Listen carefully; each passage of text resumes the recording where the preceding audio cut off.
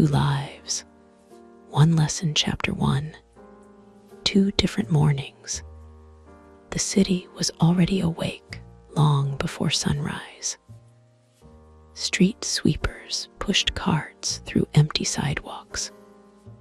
Delivery trucks unloaded fresh bread behind restaurants. Office lights flickered on one floor at a time as another workday quietly began. High above it all, inside a glass penthouse overlooking the skyline, Damien Ashcroft opened his eyes exactly 1 minute before his alarm sounded. He turned it off before it could ring. The habit had become automatic years ago. Every morning followed the same schedule. Wake at 5, exercise, cold shower, breakfast prepared by the building's private chef, 30 minutes reading financial reports, driver waiting downstairs at precisely 6:30. His apartment reflected the same discipline that governed every part of his life. Nothing was out of place. The furniture was modern but practical. Paintings decorated the walls without overwhelming them. The kitchen looked untouched despite costing more than most houses. Damien preferred efficiency over comfort. His wardrobe consisted of nearly identical tailored suits. Choosing clothes wasted time. Time created opportunity. Opportunity created success. Everything else was distraction. While eating breakfast, he reviewed overnight reports on his tablet. Stock prices, international markets, product development timelines, employee performance metrics. He barely looked at the food. His phone buzzed. Sophia Bennett, his executive assistant. He answered immediately. "Good morning." "Morning, Mr. Ashcroft. Your first meeting has been moved from 8 to 7:45. Marcus requested extra time before the investor call. I'll be there. You also have a charity foundation interview this afternoon. I remember they'll probably ask about economic inequality again." Damien sighed. "They always do. I thought I'd warn you. Thank you." She hesitated. They're expecting a softer message. Damien looked out across the city. Clouds drifted between skyscrapers while thousands of people hurried toward work below. "I'll give them an honest one. I assumed you would." The call ended. Damien finished his coffee. Honesty mattered. People simply disliked hearing it. The company headquarters occupied an entire city block. Glass towers reflected the morning sunlight, while hundreds of employees streamed through revolving doors. As Damien entered the lobby, conversations stopped almost instinctively. People greeted him. "Good morning, sir." "Morning, Mr. Ashcroft." He acknowledged each greeting with a nod, but never slowed his pace. Respect was earned through competence, not friendliness. Sophia met him beside the elevator, tablet in one hand, coffee in the other. "You slept enough. Marcus already arrived." Of course he did. She walked beside him. "The internship proposal is waiting for your approval. I've already decided. You haven't read it." "I don't need to." She remained silent. Damien noticed. "You disagree." "I think some of the applicants deserve a chance." deserve nothing. The elevator doors closed. Sophia looked down at her tablet. They're from disadvantaged neighborhoods, so they had fewer opportunities. Damien folded his arms. Opportunity exists everywhere. She didn't answer. He continued. Some people use obstacles as excuses. Others use them as motivation. You believe everyone starts equal. I believe everyone chooses how hard they work. The elevator reached the executive floor. Conversation ended. Work began. Marcus Hale was already waiting inside the conference room, older than Damien by nearly a decade. Marcus carried himself with the confidence of someone who had spent his life negotiating impossible deals. Morning. You wanted extra time. Marcus slid several folders across the table. We're acquiring another software company. Damien opened the documents. They're struggling. Exactly. We'll buy them cheap. Marcus smiled. No sentimentality. That's why we work well together. Damien continued reading. They'll lay off almost 400 employees. Marcus shrugged. Business. They'll find other jobs if they're good enough. Neither man questioned the decision. Numbers mattered. Emotions did not appear on financial statements. By noon, Damien had attended 5 meetings, approved 3 major investments, rejected 12 proposals, signed contracts worth more money than many people would earn in several lifetimes. Efficiency, precision, results. That was leadership. After lunch, arrived at the charity interview. The interviewer smiled warmly. Mr. Ashcroft, thank you for joining us. My schedule allowed it. She laughed politely. Our topic today is economic mobility. I expected that. The public often wonders why some people escape poverty while others don't.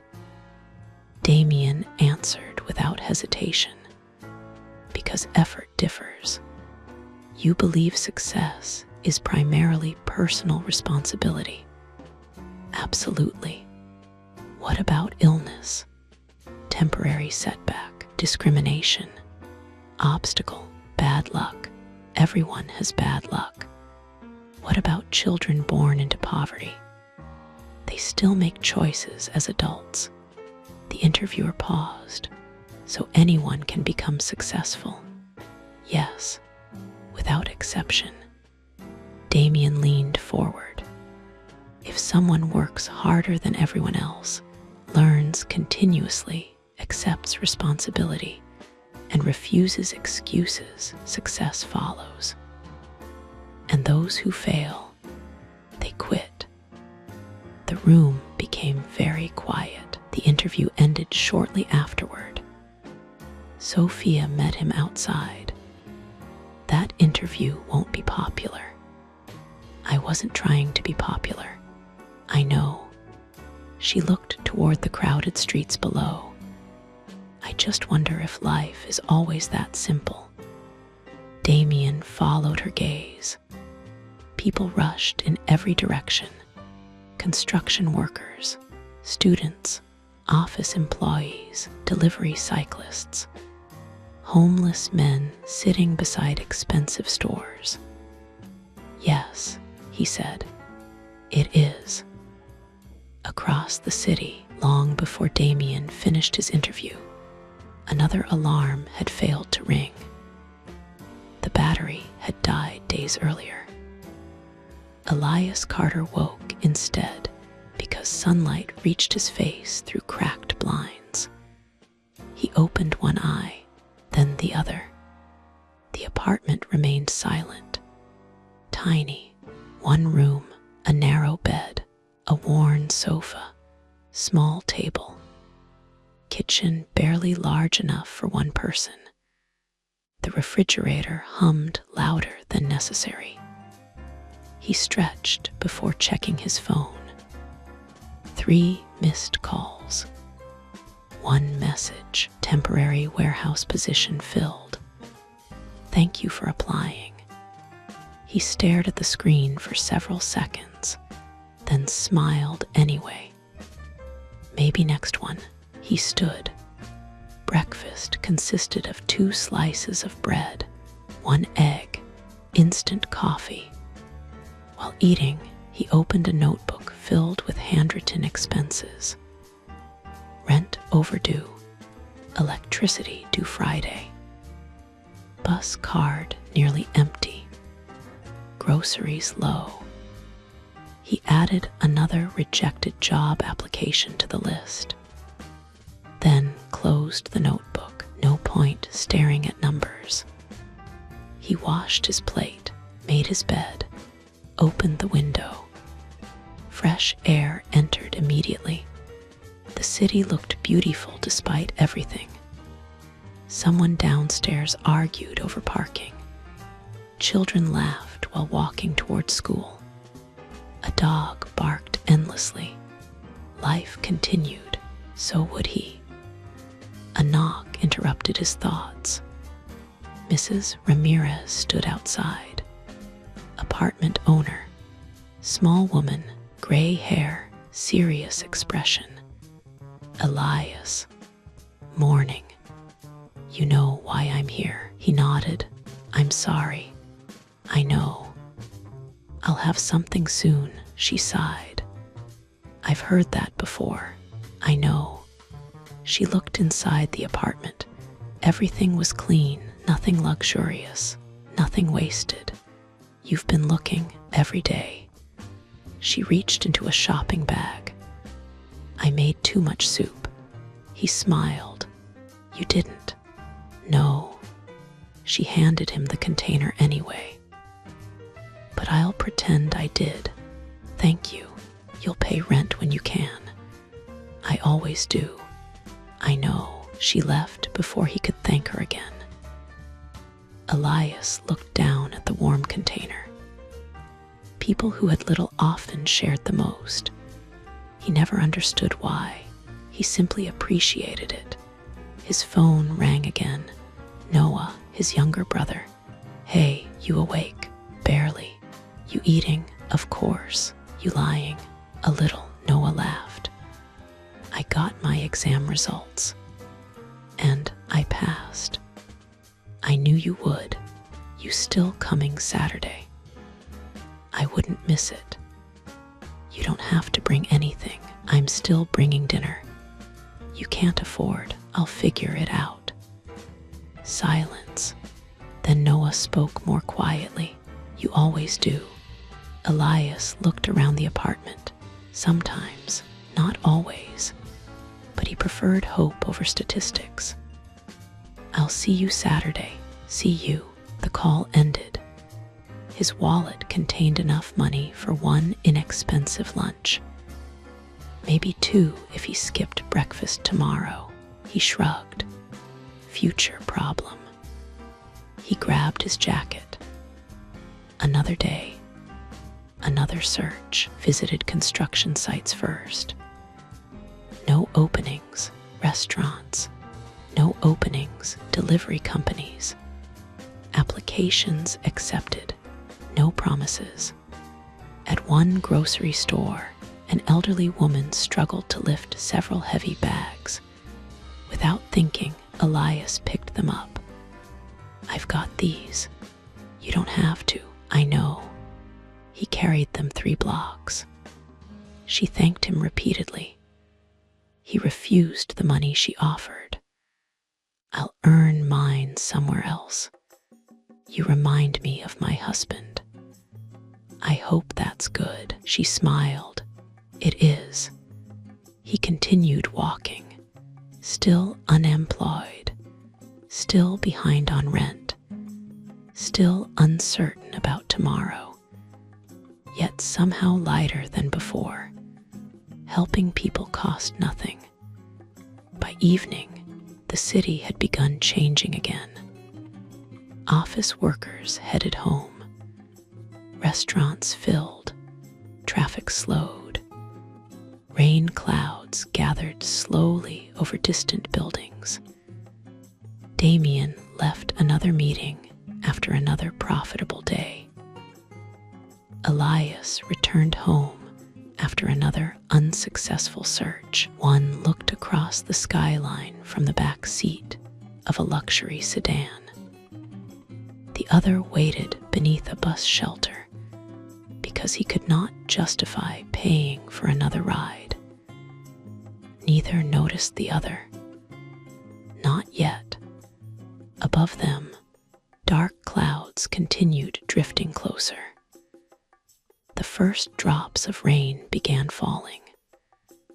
Chapter 2. Crossing paths. Rain arrived faster than anyone expected. Within minutes, sidewalks emptied as umbrellas opened across the city. Cars crawled through traffic with headlights reflecting off wet pavement. Thunder rolled in the distance, growing louder with every passing minute. Damien barely noticed. He sat in the back of his sedan, reviewing a presentation on his tablet, while his driver navigated downtown traffic. "We're running behind," Damien said, without looking up. "Accident ahead, sir. Take another route. We already are." Damien sighed. Time wasted irritated him more than almost anything else. His phone buzzed. "Sophia, the investor dinner has been postponed." "Why?" "Storm warning. We're canceling a dinner because of rain. The city issued flood advisories." He glanced outside. People hurried through puddles carrying groceries and backpacks. A cyclist struggled against the wind. "They'll survive." "Probably," Sophia replied. "But people tend to avoid lightning." He ended the call. The driver slowed near a crowded intersection. "Roads blocked. I'll walk. It's still several blocks." "I've walked before." The driver nodded. Damien stepped into the rain. Within seconds, expensive leather shoes splashed through dirty water. He disliked every moment of it. Across town, Elias pulled the hood of his old jacket tighter around his head. His last job application of the day had ended exactly like the others. "We'll call you." No one ever did. He checked the coins in his pocket. Enough for a bus. Or enough for dinner. Not both, he smiled to himself. Walking it is. Rain soaked his sleeves almost immediately. He laughed quietly. Could have waited another 10 minutes. As he hurried toward the nearest covered sidewalk, he noticed a young mother struggling with a stroller whose front wheel had become trapped against a broken curb. Without thinking, he ran over. "Need a hand, please." Together, they lifted the stroller over the curb. "Thank you so much." "No problem." The little girl inside waved. Elias waved back, then continued into the rain. Still hungry, still unemployed, still smiling. The city center had become a maze of umbrellas. People bumped into one another while trying to stay dry. Traffic lights reflected across flooded streets. Wind pushed rain sideways. Damien hated crowds.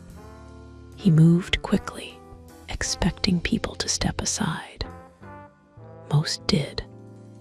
One man carrying several boxes did not see him. collided. The boxes crashed onto the sidewalk, papers scattered into puddles. "I'm so sorry," the delivery worker said immediately. Damien looked at the soaked documents. "You should watch where you're going." "I was trying. Trying isn't enough." The worker apologized again while gathering papers. Damien continued walking without another word. Several pedestrians watched silently. One shook his head. Damien never noticed. Only a few blocks away, Elias reached the same intersection. A loud horn echoed through the street. Bicycle had slipped on wet pavement.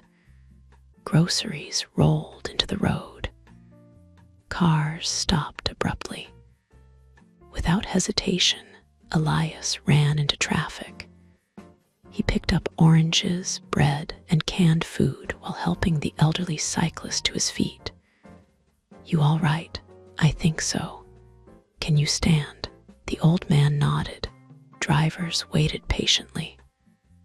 One woman rolled down her window. "Need an ambulance?" "I'm okay." Within moments, traffic began moving again. The cyclist smiled. "I owe you." "You don't." Elias handed him the last bag. "Get home before this storm gets worse." An hour later, Damien entered a small convenience store to escape another burst of rain. The store was crowded. Everyone waited for the weather to calm. He picked up bottled water and approached the register.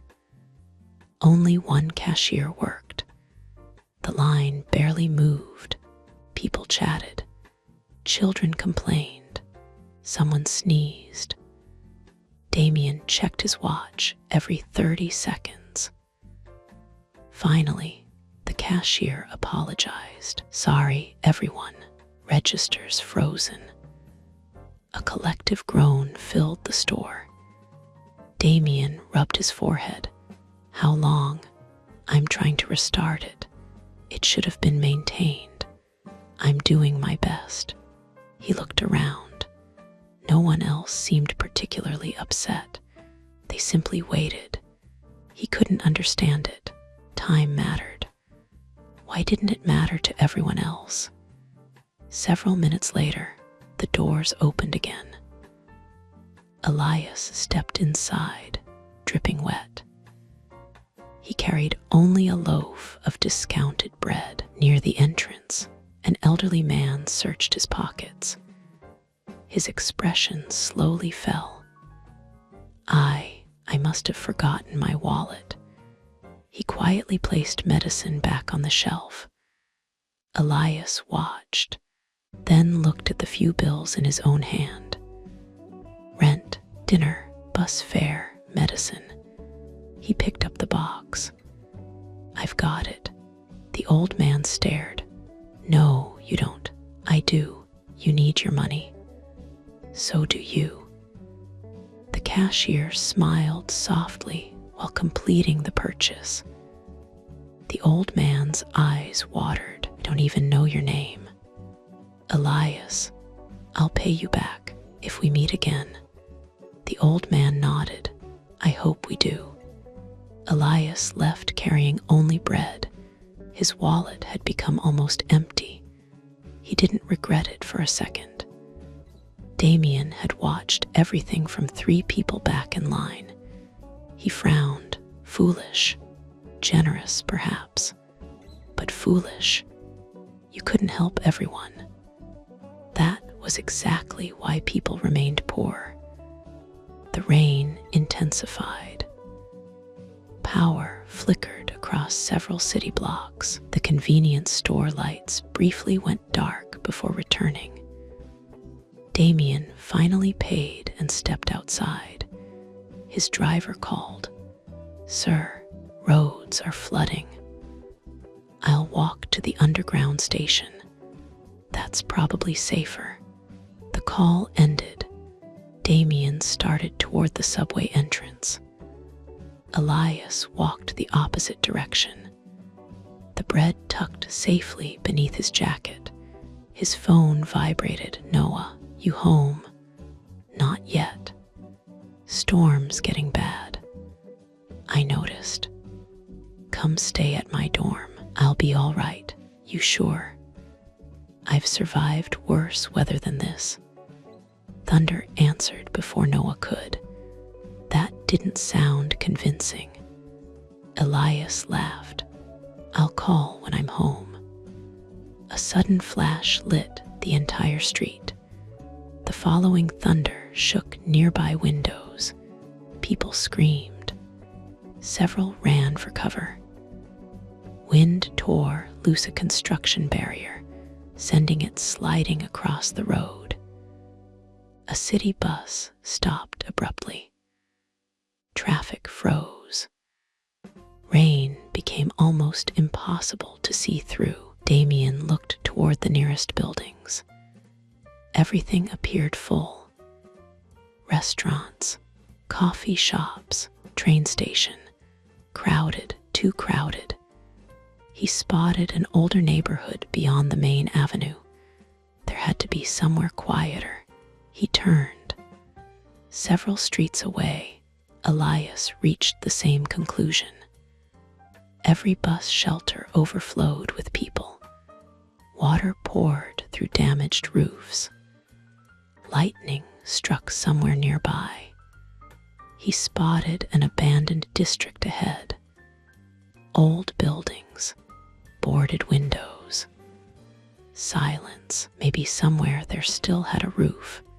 He ran. The storm grew violent. Branches snapped. Signs rattled. The city seemed to disappear beneath sheets of rain. Neither man knew where the other was.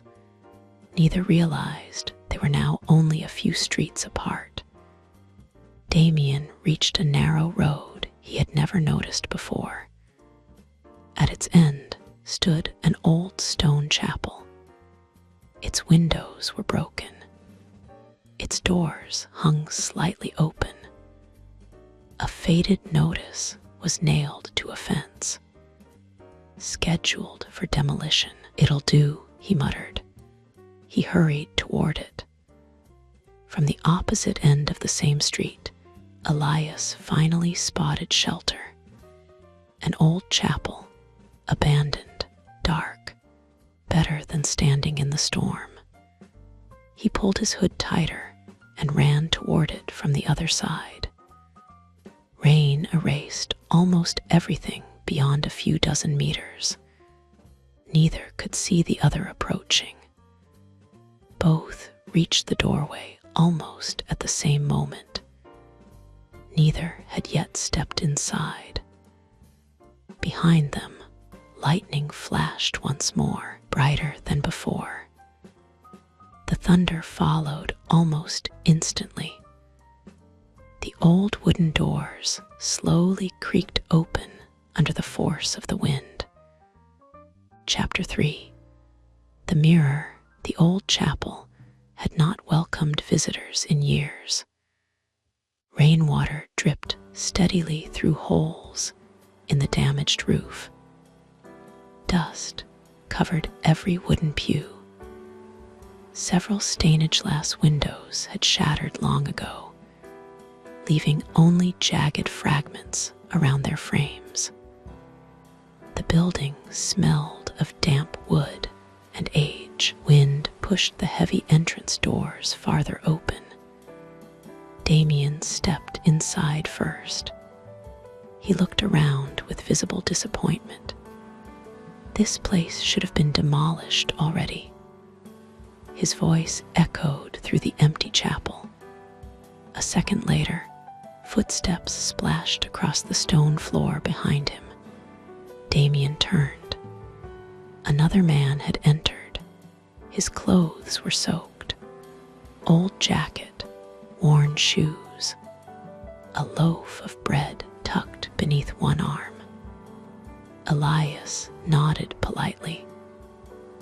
"Looks like we had the same idea." Damien simply looked him over. Thin, cheap clothes, exhausted. Another man who had clearly made poor decisions. Elias noticed the expensive suit almost immediately. Quite a storm. It'll pass. I hope so. Silence returned. The two men chose opposite sides of the chapel. Outside, rain hammered against the roof. Lightning illuminated the broken, stained glass. Neither man had any interest in conversation. Damien checked his phone. No signal. He frowned. Naturally, Elias checked his own phone. 5% battery. No signal. He shrugged. Nothing to do about it. He sat on an old wooden pew and quietly ate part of his loaf of bread. The smell drifted across the chapel. Only then did Damien realize he had skipped dinner. His stomach reminded him. He ignored it. Minutes passed. The storm only became stronger. Wind forced rain through broken windows. Water slowly crept across the cracked stone floor. Elias looked toward Damien. You want some? Damien looked up. Elias held out the loaf. It's fresh enough. Damien almost laughed. I'm not taking your food. I've got enough. You clearly don't. Elias lowered the bread. Suit yourself. He continued eating. There was no resentment in his voice, only acceptance. Damien found that strangely irritating. Thunder shook the building. One of the old ceiling beams groaned loudly. Both men instinctively looked upward. Doubt this place passes inspections, Elias said. It isn't supposed to. Another loud crack echoed overhead. Dust fell from the ceiling. Damien moved away from the center aisle. Elias did the same. Without realizing it, both ended up standing near the altar. A faded white cloth covered something large behind it. The wind caught one corner. The fabric slipped. Neither man intended to investigate, but curiosity won. Elias reached the object first. What do you think this is? Damien answered without much interest. Probably junk.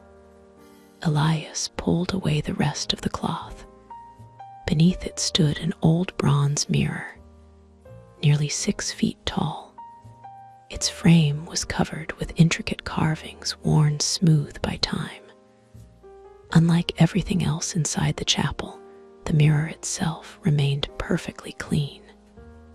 No dust, no cracks, no corrosion. Damien frowned. That's odd. It is. Elias stepped closer. I've never seen bronze shine like that. It was probably restored. There isn't even dust on it. Neither reflection looked entirely normal. The storm outside caused flashes of light that rippled strangely across the glass. For a brief moment, each thought the reflection moved slightly later than it should have. Then it appeared normal again. Old buildings play tricks, Damien said. Maybe. A loud gust slammed one of the chapel doors shut. Both men jumped. The sudden impact caused the mirror to tilt slightly forward. Instinct took over. Damien reached for one side. Elias grabbed the other. The mirror stopped inches before striking the stone floor. Careful, Elias said. I had it. So did I. Their hands rested against opposite sides of the ancient bronze frame. For For a second, neither moved. The air inside the chapel suddenly felt unnaturally still. The rain outside seemed quieter. Even the wind disappeared. Elias looked around. Did you notice? A blinding flash exploded through every broken window. Lightning struck somewhere impossibly close. The sound arrived at exactly the same instant. The chapel shook violently. White light swallowed everything. The mirror vibrated beneath their hands. For one impossible heartbeat, neither man could see, or hear, or even feel the floor beneath them. The reflections inside the mirror no longer matched reality. Damien saw himself wearing Elias's old jacket. Elias saw himself dressed in Damien's tailored suit. Then the glass became pure white. A deafening crack split the air. Darkness. Rain continued falling through the night. The chapel stood exactly where it always had. Its damaged roof leaked. Its broken windows rattled. Its old pews remained covered in dust. The mirror was gone. No shattered glass. No bronze frame. Nothing. Only the old white cloth lay crumpled across the floor. Heavy entrance doors slowly drifted open once more. Cold wind swept through the empty building. There was no sign that anyone had ever entered. Morning arrived with clear skies. Sunlight spilled across the city as though the storm had never happened. Traffic resumed. Coffee shops filled. Construction crews returned to work. Life continued. In one small apartment across town, an alarm failed to ring. A man slowly opened his eyes. Everything felt wrong. His mattress was softer, no harder. His body felt heavier. No, lighter. His head pounded. He rubbed his face. Something felt unfamiliar. He frowned without opening his eyes. My beard. He never had one. He opened his eyes. The ceiling wasn't his. The room wasn't his. He sat upright immediately. What? His voice stopped him cold. That wasn't his voice. He stared at his hands. They were rough, slightly scarred, calloused, older than yesterday. His breathing quickened. No, he stumbled toward the tiny bathroom mirror. The reflection froze him in place. Looking back was Elias Carter. Across the city, inside the penthouse overlooking the skyline, another man woke with the same headache. He blinked several times. Sunlight poured through floor-to-ceiling windows. Silk sheets, air conditioning, an apartment larger than his entire building. What? He spoke. The voice was deep, calm, confident, not his. His heart began racing. He looked down, his hands, long fingers, expensive watch, perfectly pressed pajamas. He stumbled toward the bedroom mirror. The man staring back wore Damien Ashcroft's face. Elias took one step backward, then another. This, he whispered, has to be a dream. Neither man understood what had happened. Neither had any explanation. Neither realized the other had awakened at the exact same moment. Both stood before unfamiliar mirrors, Both stared into unfamiliar eyes. Both believed the impossible could not possibly be real. Yet neither reflection changed. The nightmare had only just begun. Chapter 4. Someone Else's Life. Damien stared into the bathroom mirror. The face staring back belonged to Elias Carter. He stepped backward so quickly that he struck the wall. His breathing became shallow. This was impossible. He closed his eyes, counted to 10, opened them again. Nothing changed. He splashed cold water across his face. The reflection did the same. He pinched his arm. Pain, real pain. He looked around the apartment, the small room from yesterday, the old refrigerator, the cracked window, the worn furniture. Every detail was exactly as he remembered seeing inside the young man's life. Only now he was standing inside it. No, living inside it. He searched every corner of the apartment for an explanation. Nothing. No hidden cameras. No strange machines. No evidence that anyone else had been there. His phone rested on the table.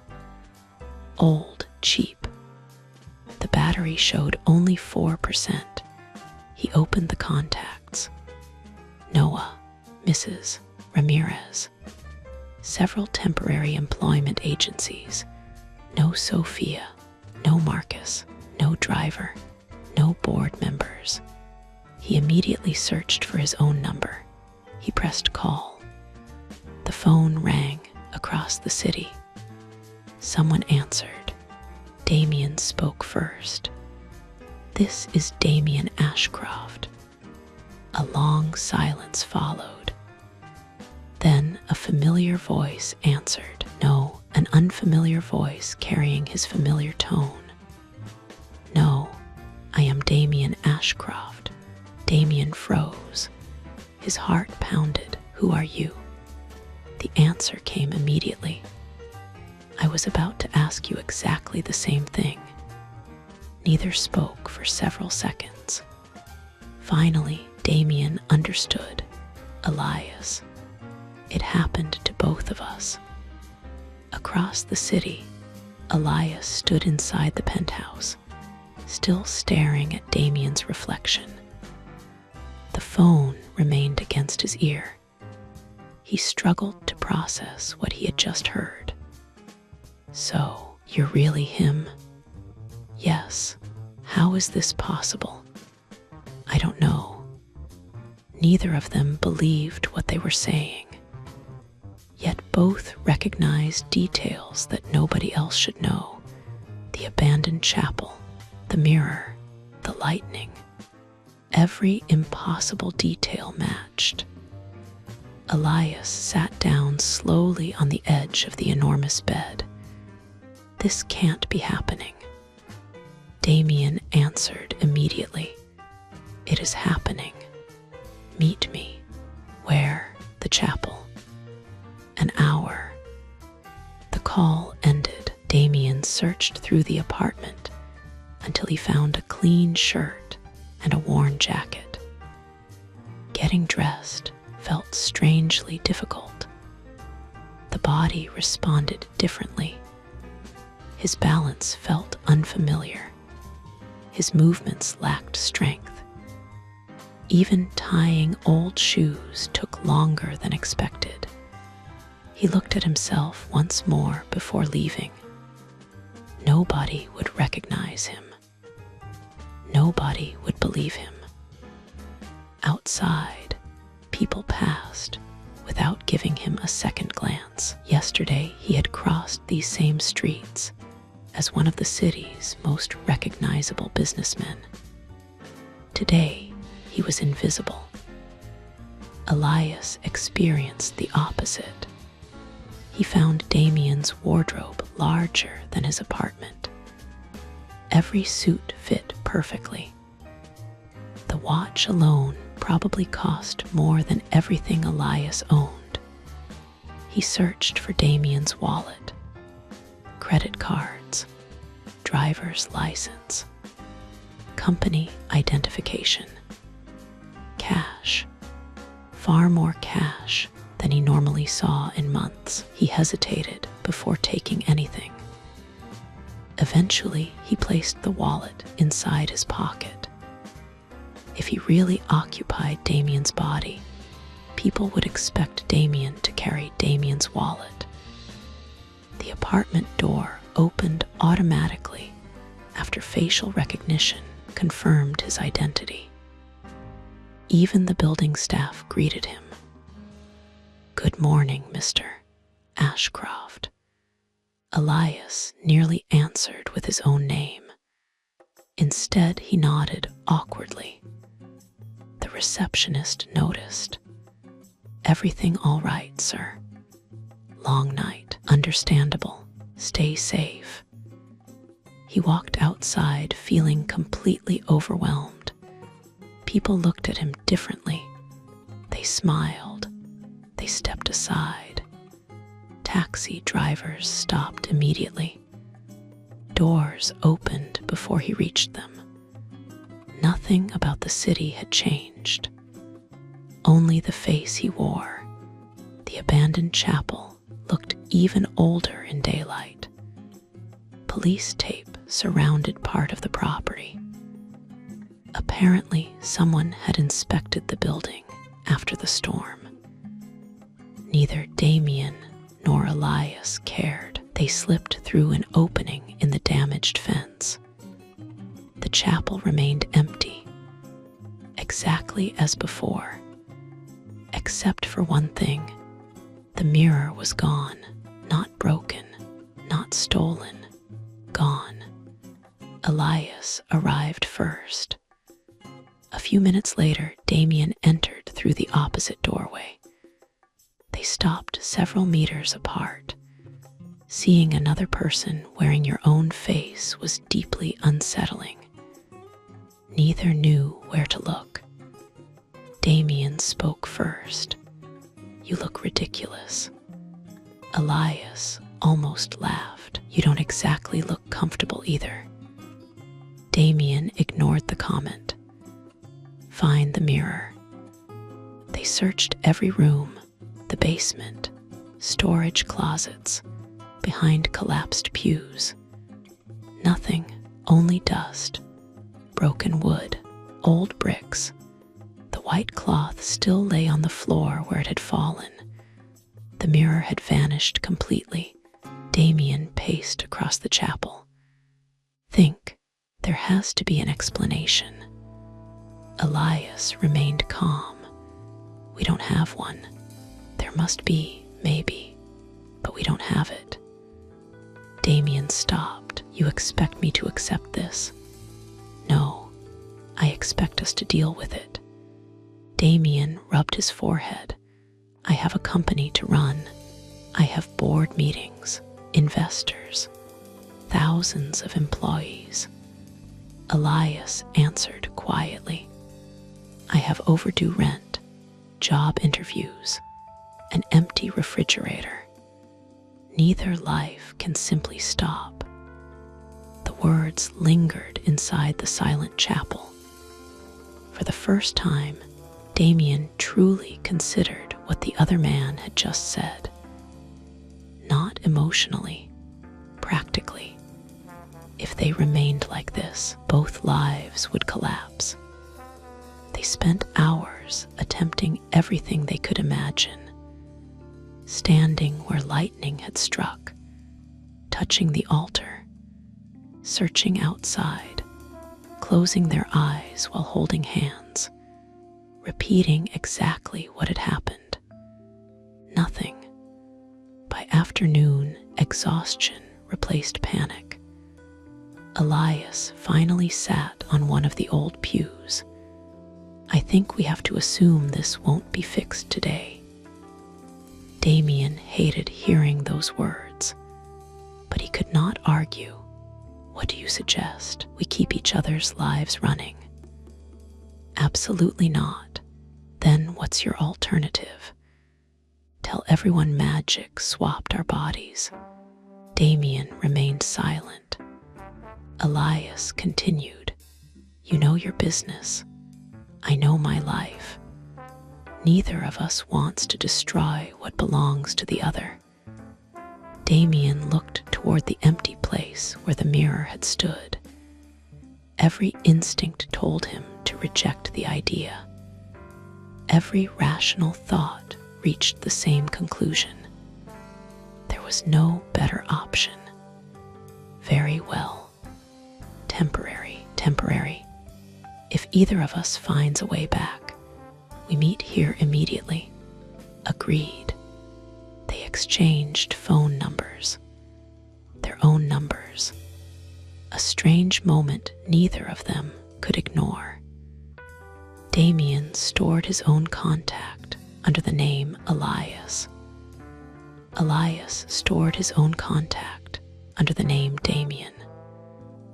Both stared at the screens afterward. The situation somehow felt even more absurd. They left the chapel in opposite directions. Damien walked toward Elias's apartment. Every step felt heavier than the last. Elias headed toward Damien's headquarters. His stomach tightened with every passing block. Neither wanted the life waiting ahead. Neither had any choice. Behind them, sunlight shone through the broken windows of the abandoned chapel. Inside, nothing remained except silence. The impossible had happened. Now reality would begin. Chapter 5. Borrowed Worlds. Damien unlocked the apartment door shortly before sunset. Only a single light illuminated the room. The silence felt different now. Yesterday, he had looked at this apartment with detached curiosity. Today, every crack in the wall belonged to his reality. He placed the worn backpack on the table and sat down. His stomach growled. He opened the refrigerator. One container of soup, half a loaf of bread, a few eggs, almost nothing else. He checked the kitchen cabinets. Rice, pasta, instant coffee. He had never thought about how much food cost. It had simply existed. Now every meal represented a decision. Eat today or save it for tomorrow. His eyes drifted toward the notebook lying beside the refrigerator. The expense book. He opened it. Rent overdue. Electric bill due in 3 days. Bus card nearly empty. Phone payment due next week. He added the numbers, then added them again. The result did not change. Even if Elias found work immediately, he would still fall behind. Damien frowned. How had anyone survived like this? A knock interrupted his thoughts. Mrs. Ramirez stood outside holding a small watering can. She smiled politely. Good evening, Elias. Damien hesitated. Good evening. She noticed immediately. You look tired. Long day. She nodded knowingly. Any luck with work? He opened his mouth. Nothing came out, no. Not today, she sighed. I figured. She handed him a folded envelope. Electric company left this downstairs. Final notice. He accepted it. Thank you.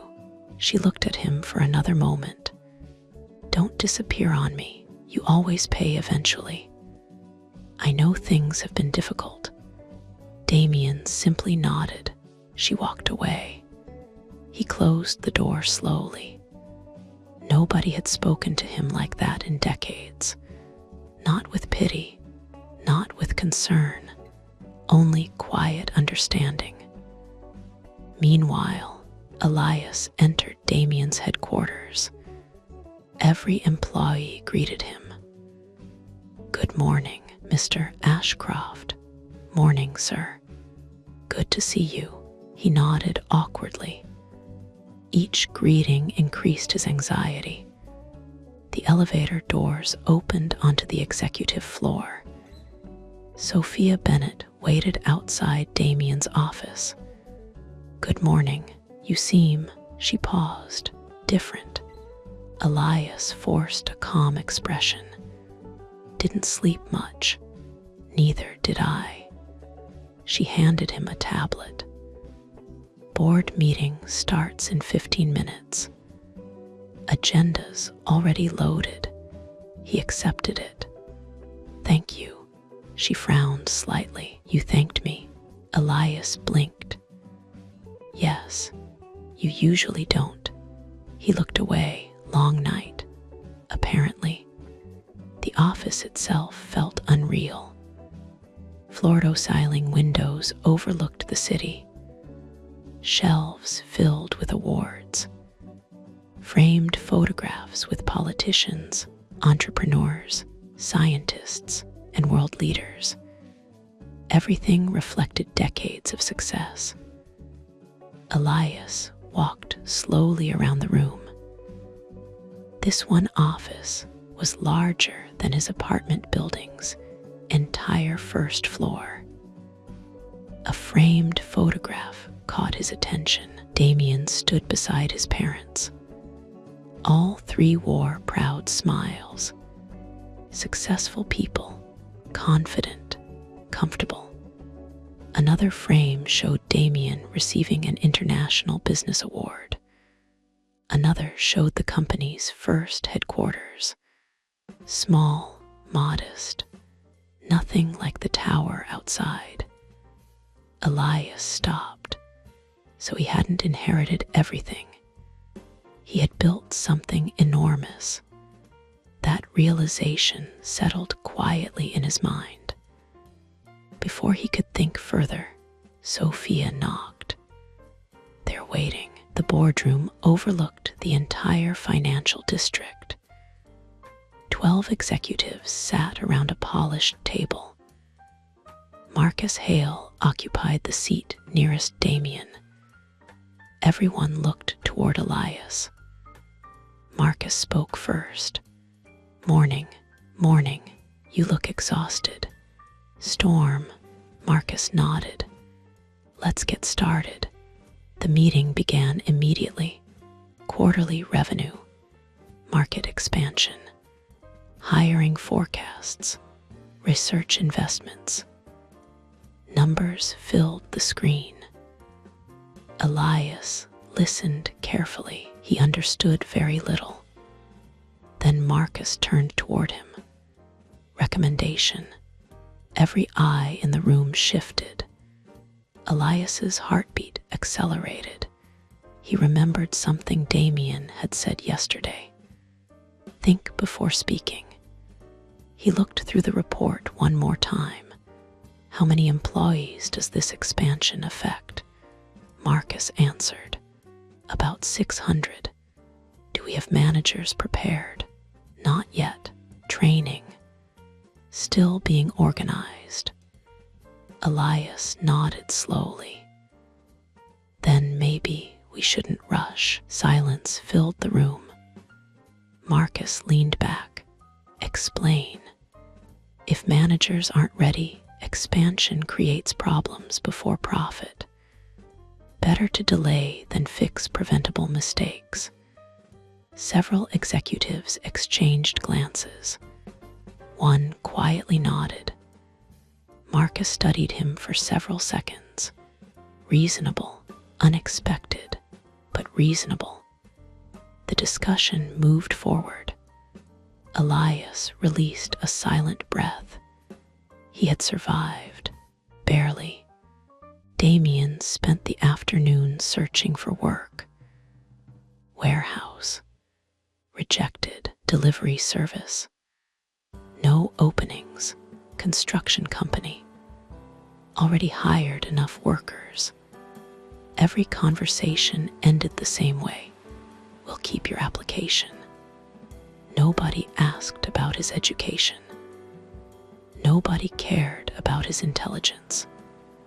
Nobody knew he had built one of the largest technology companies in the country. They saw only a tired young man carrying a worn backpack. Nothing more. At the fourth business, the manager barely looked up from his desk. Experience, temporary labor, references, none that matter here. We'll call, you won't. The manager looked up. Excuse me, nothing. Have a good day. He walked away before saying something he would regret. For the first time in years, he had absolutely no influence over the outcome. Near sunset, he stopped at a grocery store. He calculated every purchase. Bread, milk, rice, eggs. He reached for fresh fruit, then looked at the price. He quietly put it back. The cashier scanned the groceries. Total appeared on the screen. Damien counted bills twice before paying. Only after leaving did he realize he had forgotten coffee.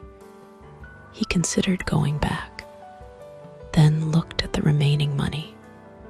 No, coffee could wait. At almost the same moment, Elias stood inside Damien's private dining room. A chef placed dinner before him. Fresh vegetables, perfectly cooked steak, homemade bread, dessert. The chef smiled. Anything else this evening, sir? Elias looked at the table. Enough food for 4 people. No, thank you. The chef nodded and left. Elias stared at the meal. He remembered counting coins only yesterday. Now someone had prepared dinner without asking what it cost. He ate slowly, not because he wasn't hungry, because the contrast felt overwhelming. Later that night, Damien called. How was your day? Elias answered honestly. Terrifying, you? Educational. Found work? No. Neither did I. Damien paused. You? Board meeting. Oh, how bad. I don't think anyone noticed. Damien almost smiled. That's better than expected. Another silence followed. Then Elias asked a question. How many people work for your company? Just over 12,000. Elias looked out across the city lights.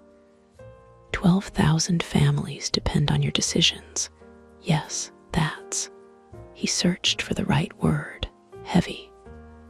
Damien remained quiet for several moments, then answered. It is. Neither man spoke again for a while. For the first time since the swap, they weren't arguing, only comparing realities. Eventually, the call ended. One returned to a tiny apartment where every expense mattered.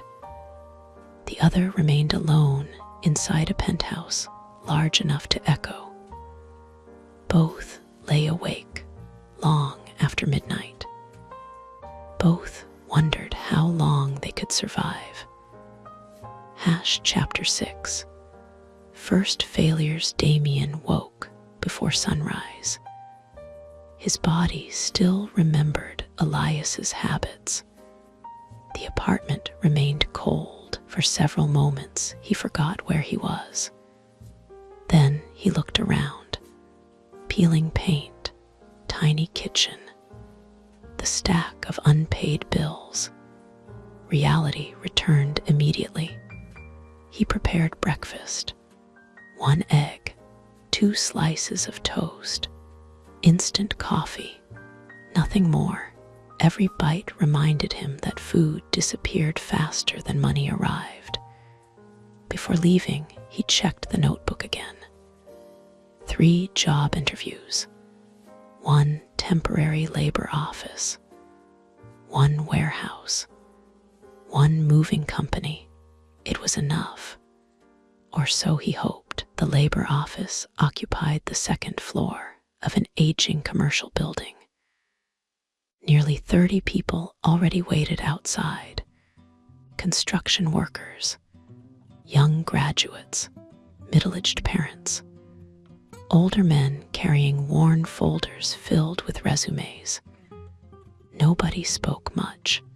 Everyone watched the entrance. When the doors finally opened, people entered quietly. Damien received a number, 27. He sat beside a man who looked close to 60. The man smiled politely. Busy morning, it appears so. Looking for construction, anything.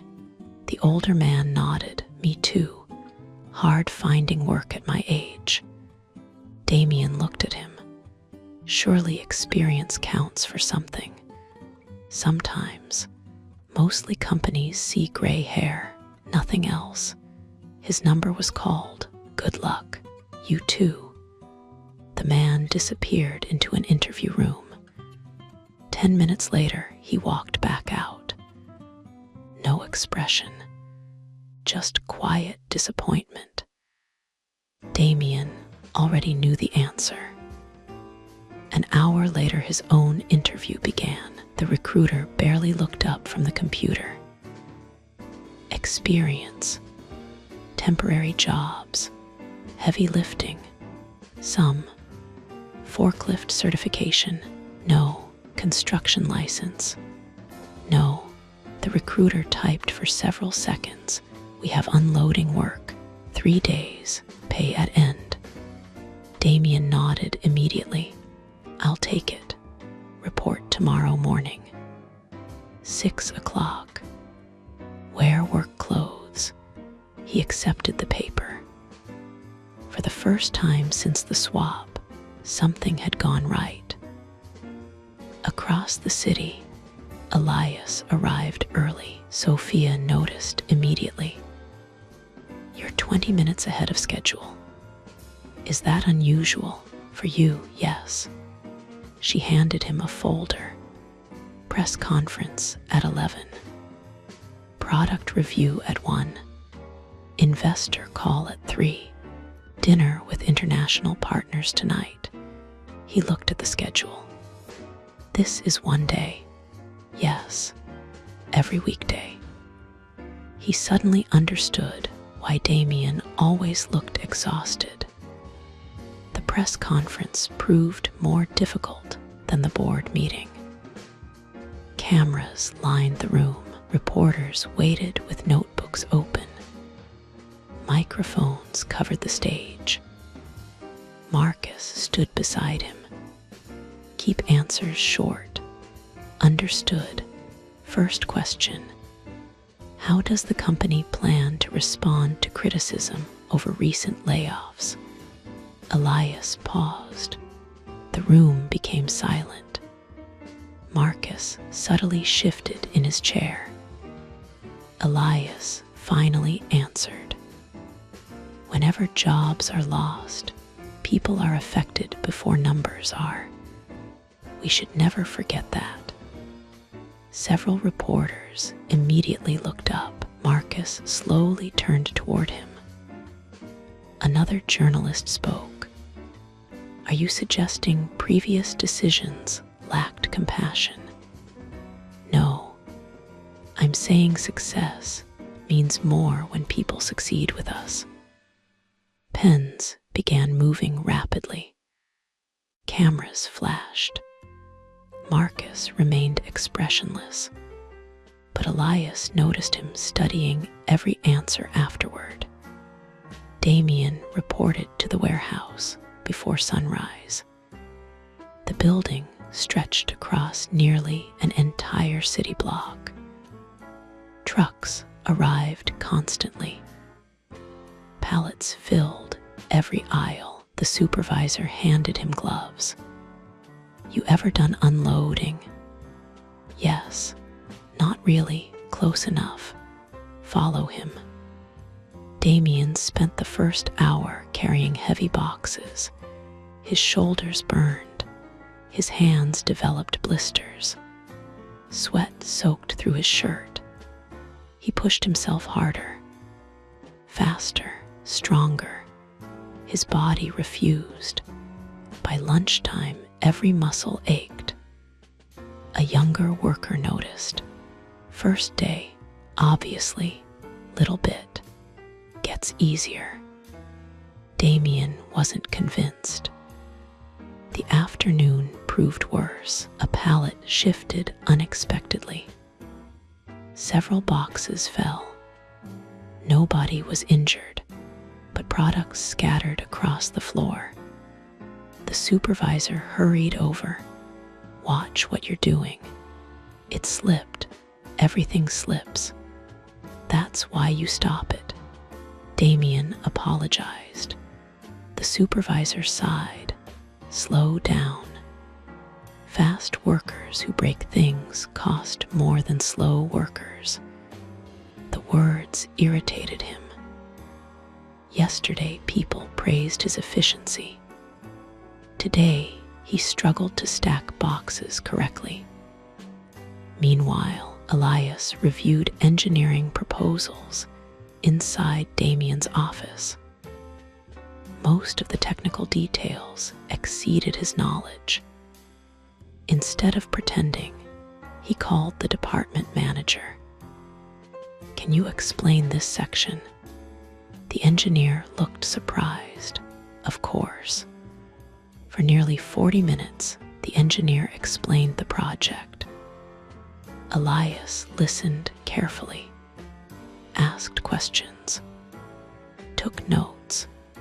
By the end, the engineer smiled.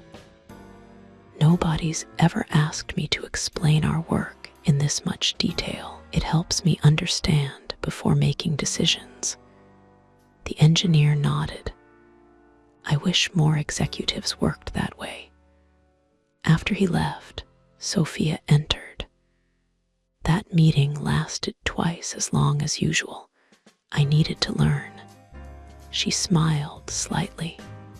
"Interesting." The warehouse shift ended shortly after 6. Damien's legs felt like stone. He could barely lift his arms. The supervisor stopped him before he left. "Don't come tomorrow." Damien stared at him. "Why? You worked hard. Nobody questions that. But you're slowing everyone else down. You'll find something that suits you better."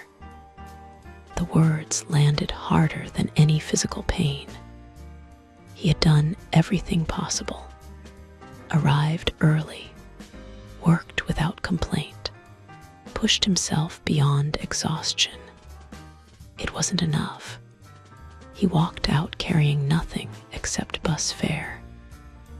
3 days of work had become one, not because he lacked effort, because his body lacked experience. Rain began again as he waited for the bus. A familiar voice interrupted his thoughts. "Rough day." The older man from the labor office stood nearby. "Didn't get the job either. Lost it today." The man nodded. "Happens." "How often?" "More than I'd like." "Then how do you stay calm?" The older man smiled. "Because getting angry doesn't make tomorrow easier." The bus arrived. The man climbed aboard. "See you around, maybe." Damien watched the bus disappear. The conversation remained with him far longer than expected. Late that evening, Elias returned to the penthouse. The dining table remained untouched. He wasn't hungry. Instead, he stood beside the enormous windows overlooking the city. Lights stretched toward the horizon, beautiful, yet strangely lonely. There wasn't another voice anywhere in the apartment. No family photographs on the kitchen counter. No friends visiting. No unexpected phone calls. Just silence. He suddenly remembered something. He searched Damien's phone, hundreds of business contacts, thousands of emails, dozens of scheduled meetings, almost no personal conversations. He found no messages asking how Damien was feeling, no invitations unrelated to work, no casual conversations, only business. For the first time, Elias wondered whether Damien had anyone he could truly call a friend. Damien returned to the apartment shortly before midnight. Every muscle protested climbing the stairs. He dropped onto the bed without changing clothes. He had believed hard work guaranteed results. Today, he had worked harder than many people ever would, still failed. The realization refused to leave him. He closed his eyes. Sleep came almost instantly. Tomorrow would demand everything again. Chapter 7. Invisible barriers. Damien woke before dawn. Every muscle hurt. His shoulders ached. His back felt stiff. Even sitting up required effort. Yesterday, he would have scheduled a meeting despite the pain. Today, he wondered how people repeated that kind of work every day for years. He slowly dressed. His wallet contained less money than yesterday. The bus card had almost no credit left. He looked toward the notebook again. Rent, electricity, phone, food. The numbers refused to change. He folded the notebook shut. Looking at it longer would not create money. Outside, the morning air was cold. Damien walked toward another employment office instead of taking the bus. 40 minutes on foot saved enough money for another loaf of bread. He had never measured distance in meals before. The thought bothered him. The employment office was already crowded. A receptionist handed him another form. Fill this out. He read every line. Employment history, references, transportation, availability, skills. He completed everything carefully. The receptionist glanced over it. Will contact you. When? If something opens. Approximately when? No idea. Can I speak with someone? No. She accepted the form and called the next person. The conversation lasted less than a minute. He walked outside carrying nothing except another promise. Across the city, Elias entered another executive meeting. Charts covered the large display. Marcus stood near the screen. We're reviewing next year's budget. The finance director presented projections. Revenue growth, hiring forecasts, operating costs. Then another slide appeared, cost reduction plan. Marcus spoke calmly. Closing 2 regional offices saves nearly $20 million annually. Another executive nodded. Efficient. Elias looked through the documents. How many employees? 312. Relocation possible. Some. Most positions eliminated. room became quiet. Marcus looked toward him. Thoughts. Elias chose his words carefully. Before closing offices, I'd like to understand why they are underperforming. Marcus answered immediately. Because they are inefficient, or because they lack resources. Silence. Marcus crossed his arms. Resources cost money. Replacing trained employees also costs money. Several executives exchanged glances. Marcus noticed. You're becoming cautious. I'm trying to become informed. The discussion continued. No decision was made. For the first time, Marcus left a meeting without getting immediate approval. Damien stopped at a supermarket. Not to shop, to compare prices. Rice, bread, milk, eggs, cooking oil. He quietly calculated several different combinations. A young employee approached. Can I help you? No, just deciding.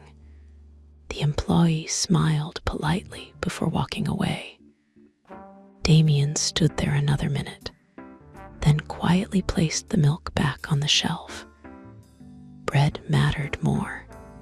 Outside the store, he noticed a man sitting near the entrance.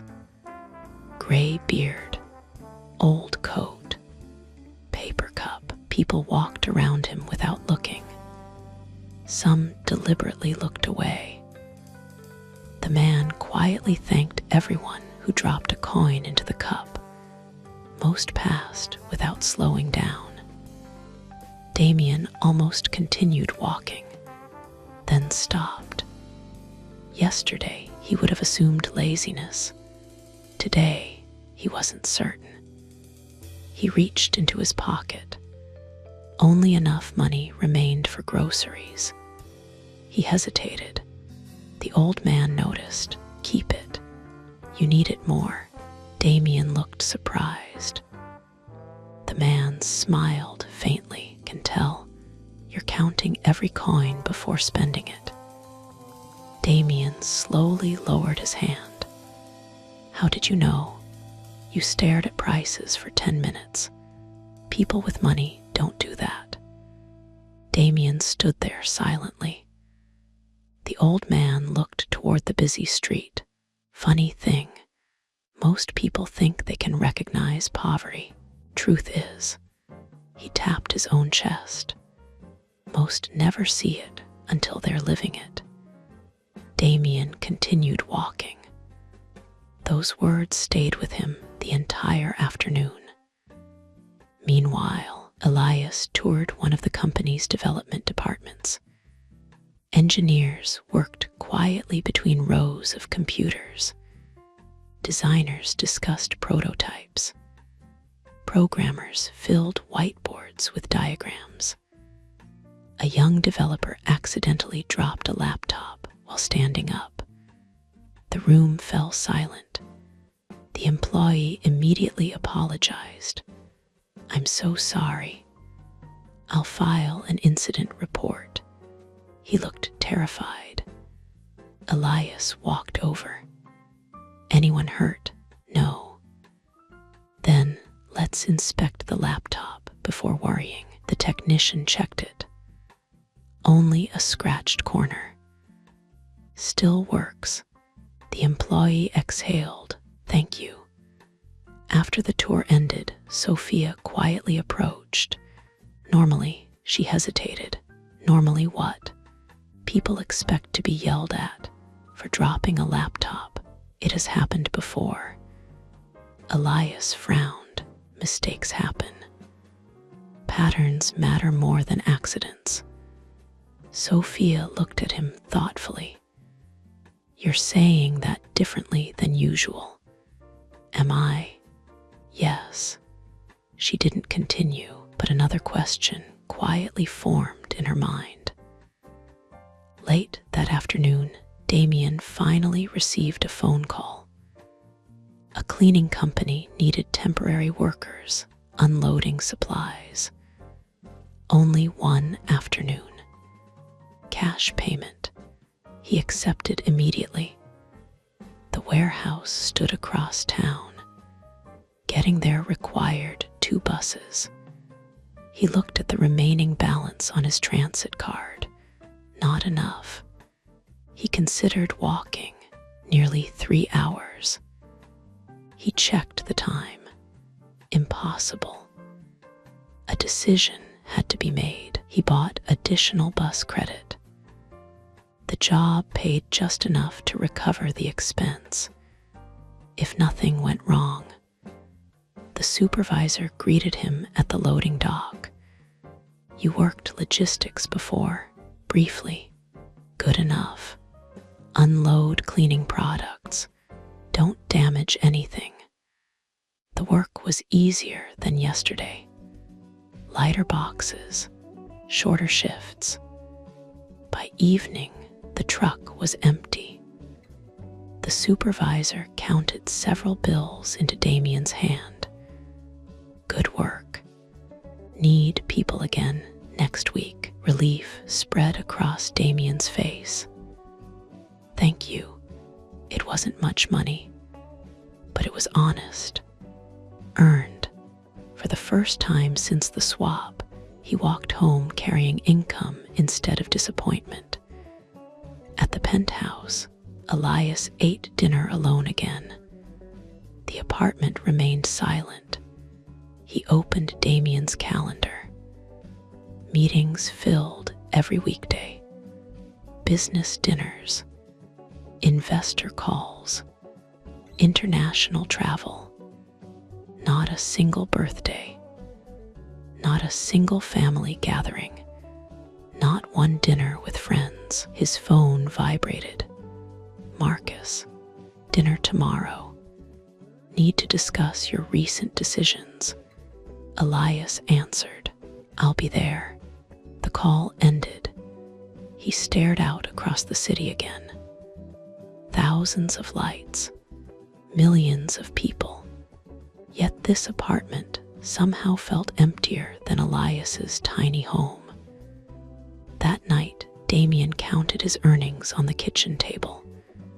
After groceries, after bus fare, after setting aside part of the rent, almost nothing remained.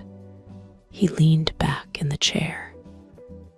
Yesterday, he would have called that poor financial planning. Today, he understood. There simply wasn't enough money.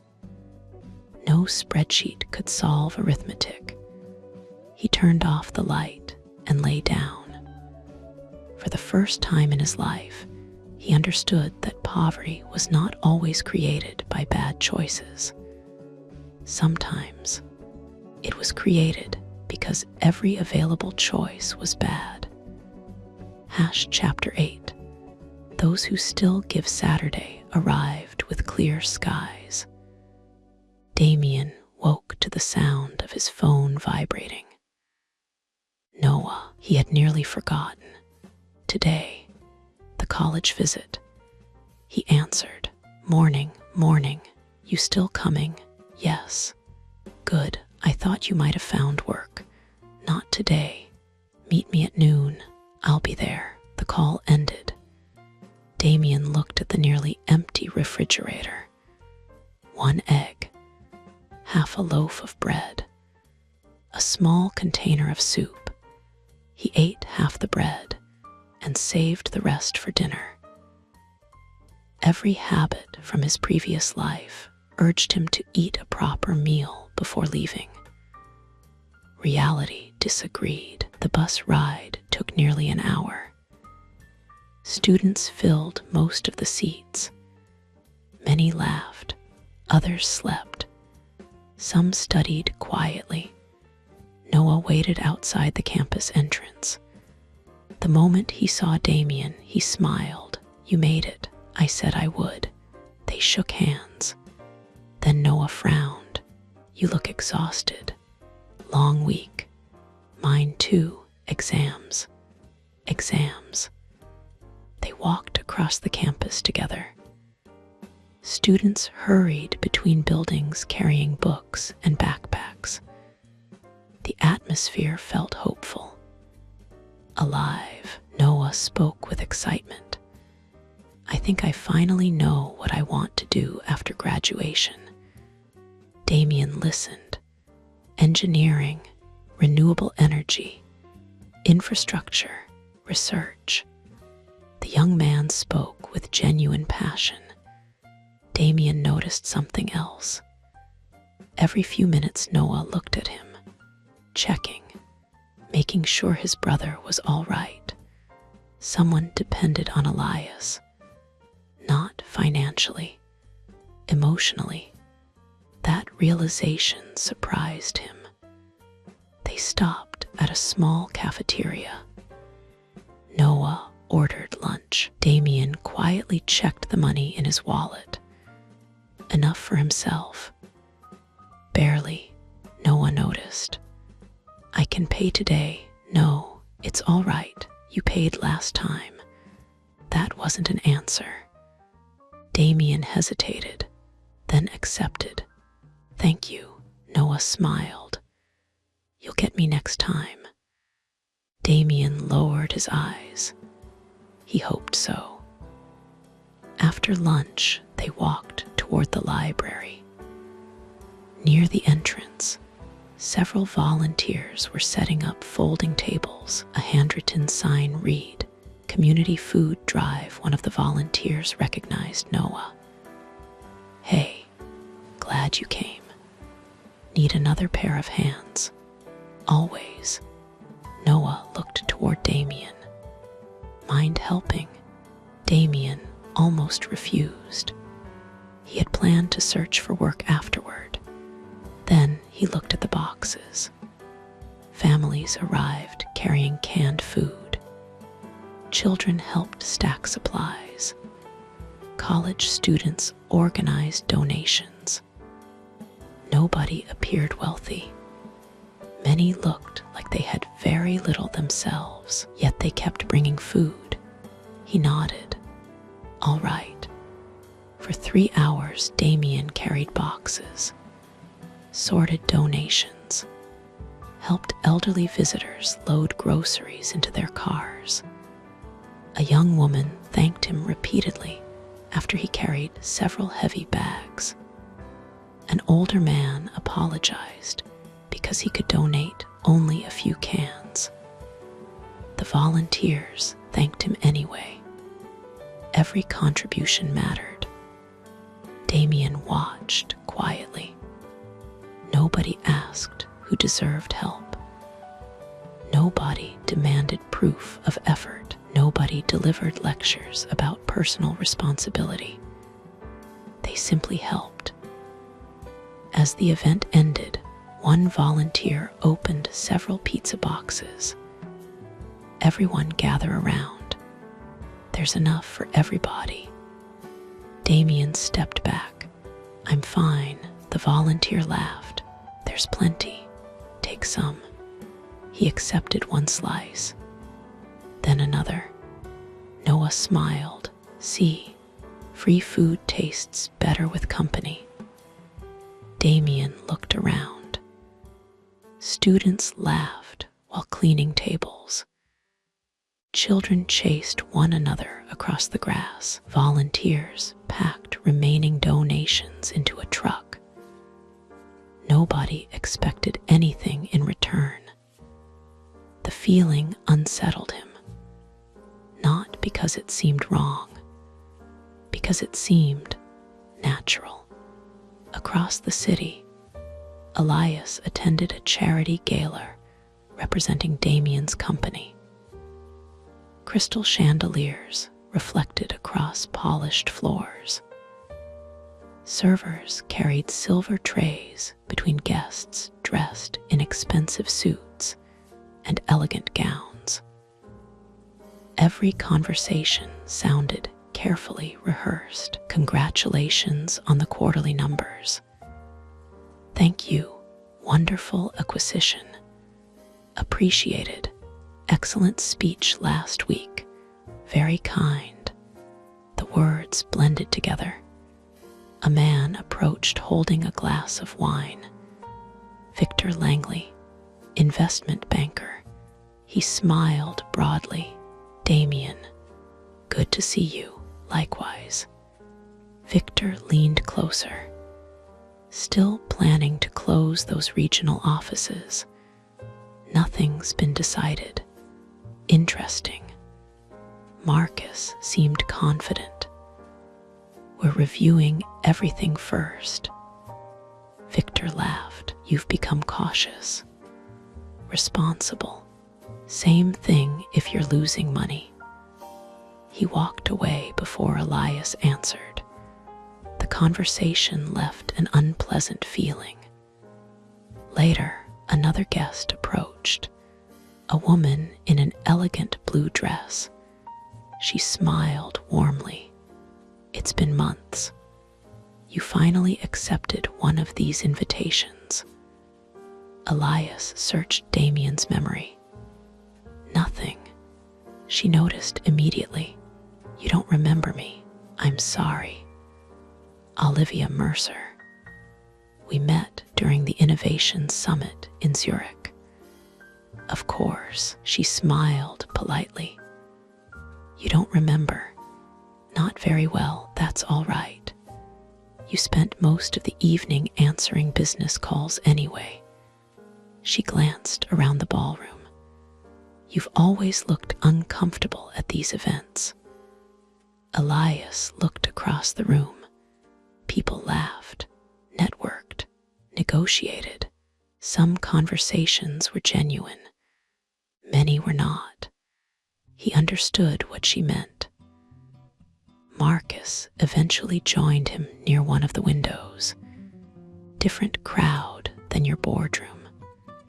Very. Marcus looked across the ballroom.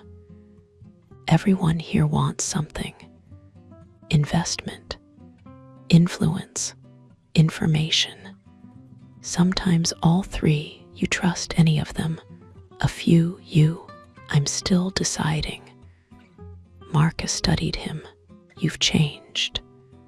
Storm gave me time to think. Marcus nodded slowly. Thinking's dangerous in business. Sometimes. Sometimes not. Marcus laughed quietly. First genuine laugh Elias had heard from him. Maybe that evening Damien returned to the apartment carrying leftovers from the volunteer event. One unopened pizza box remained. The organizers insisted everyone take food home. He placed it carefully inside the refrigerator. Enough for tomorrow. As he closed the door, someone knocked. Mrs. Ramirez. Evening, Elias. Good evening. She noticed the pizza box. Looks like somebody fed you. Community event. Good people. She smiled. Most are. She held out a small envelope. Your electricity payment. Damien's expression changed. I haven't paid it. I know. Someone did. He stared at the receipt. Paid in full. No name. Anonymous. There must be some mistake. No mistake. They paid 3 apartments. Yours included. She smiled softly. Whoever it was. They wanted nobody to know. She walked away. Damien stood motionless. Someone had spent money helping complete strangers. Without recognition, without publicity, without expecting repayment. He looked at the receipt for a long time, then carefully folded it and placed it inside the notebook with the bills. Not because of the money, because he never wanted to forget the feeling. Late that night, Damien called Elias. How was your day? Expensive. Damien almost smiled. Mine was free. Free, food drive, community volunteers. Elias laughed. They're good people, they are. A brief silence followed, then Damien asked something unexpected. Did you know many of them probably couldn't afford to donate? Yes. Why do they do it? Because they know what it feels like to need help. Damien didn't answer immediately. He looked again at the paid electricity bill. Maybe, he said quietly. I've misunderstood people for a very long time. Elias remained silent. He knew those words had not come easily. Chapter 9. Respect earned Monday arrived sooner than either of them wanted. The weekend had offered a brief escape. Now both returned to borrowed lives. Damien received another temporary assignment. A furniture distribution center needed workers for the week. The pay was modest. The hours were long. He accepted immediately. This time, he arrived 30 minutes early. Not because he expected praise, because he needed the job. The supervisor, a broad-shouldered man named Greg, looked over the paperwork. Worked in a warehouse before, briefly. Greg smiled. Briefly usually means one day. It did. At least you're honest. Come on, I'll show you around. Unlike the previous warehouse, nobody expected him to know everything immediately.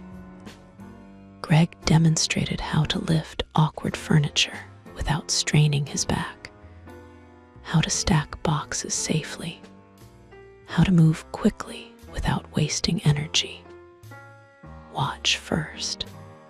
Speed comes later. Damien listened carefully. He followed every instruction. For the first time since the swap, someone invested time teaching him instead of expecting immediate results. The morning passed without incident. Near lunch, another worker dropped one end of a heavy cabinet. The cabinet struck the floor with a loud crack. Everyone looked over. The younger employee froze. I'm sorry. Greg inspected the damage. Small dent. Nothing serious. The young worker looked ready to quit. Greg simply nodded. Now you'll remember to keep your grip higher. Everyone makes that mistake once. Only once. The tension disappeared immediately. Work resumed. Damien watched quietly. His previous companies often demanded perfection. Here, mistakes became lessons, provided people learned. During lunch, Damien sat alone. A woman carrying a lunchbox approached. Mind if I sit? Go ahead. She introduced herself. Linda, single mother, 2 children, worked there nearly 8 years. Conversation came naturally. You knew? Yes. How long have you been looking? Several weeks. Rough. It has been. She opened her lunchbox. Homemade sandwiches. She noticed him staring at his own meal. Only bread. Forgot breakfast. Something like that. Without hesitation, she handed him half a sandwich. Take it. I can't. Sure you can. I'll make another tomorrow. He hesitated, then accepted. Thank you. She shrugged. Someone helped me when I started. Now it's my turn. Damien quietly ate. Another act of generosity. Another person with little choosing to share. Across town, Elias prepared for another board meeting. This time he felt less intimidated. comfortable, simply less afraid. Marcus entered carrying several folders. "We've got a problem." "What happened?" "A competitor released a similar product ahead of schedule." "How bad?" Marcus spread several reports across the table. "Investors are nervous. Marketing wants an aggressive response. Legal wants to investigate patent violations. Engineering wants more time. Everyone wants something." Marcus nodded. "Welcome to leadership." The meeting lasted nearly 3 hours. Arguments filled the room. Launch immediately. Delay, sue them, ignore them. Increase advertising. Reduce pricing. Every executive defended a different solution. Marcus eventually looked toward Elias. Final decision. Elias remained silent for several moments. Then he spoke calmly. "Has anyone asked our customers what they actually want?" The room became quiet. Marcus blinked. "What?" "We've discussed competitors for 3 hours. Have we spoken to our users?" Silence. One marketing executive slowly answered, "Not yet." "Then start there. If we solve the wrong problem, none of these plans matter." The room remained quiet. Marcus slowly leaned back in his chair. Interesting. The meeting ended with a customer research initiative instead of an immediate reaction. Several department heads left looking relieved. Others looked confused. Marcus looked thoughtful. Sophia caught up with Elias afterward. "That was different." "Good different? I think so." She hesitated. "Can I ask you something?" "Of course." "When did you start listening this much?" "Listening. You used to enter meetings with answers. Now you enter with questions." Elias smiled faintly. "Answers are easier after good questions." Sophia looked at him for several seconds, then nodded. "I wish the old Damien had figured that out years ago." The words lingered after she left. The furniture warehouse became busier every day. By Wednesday, Damien's body had begun adapting. He still grew tired. His shoulders still ached, but he moved more naturally. Greg noticed. "Faster today. Learning. Good. Keep learning.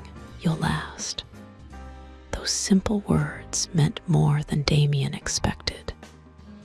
He had spent years evaluating other people.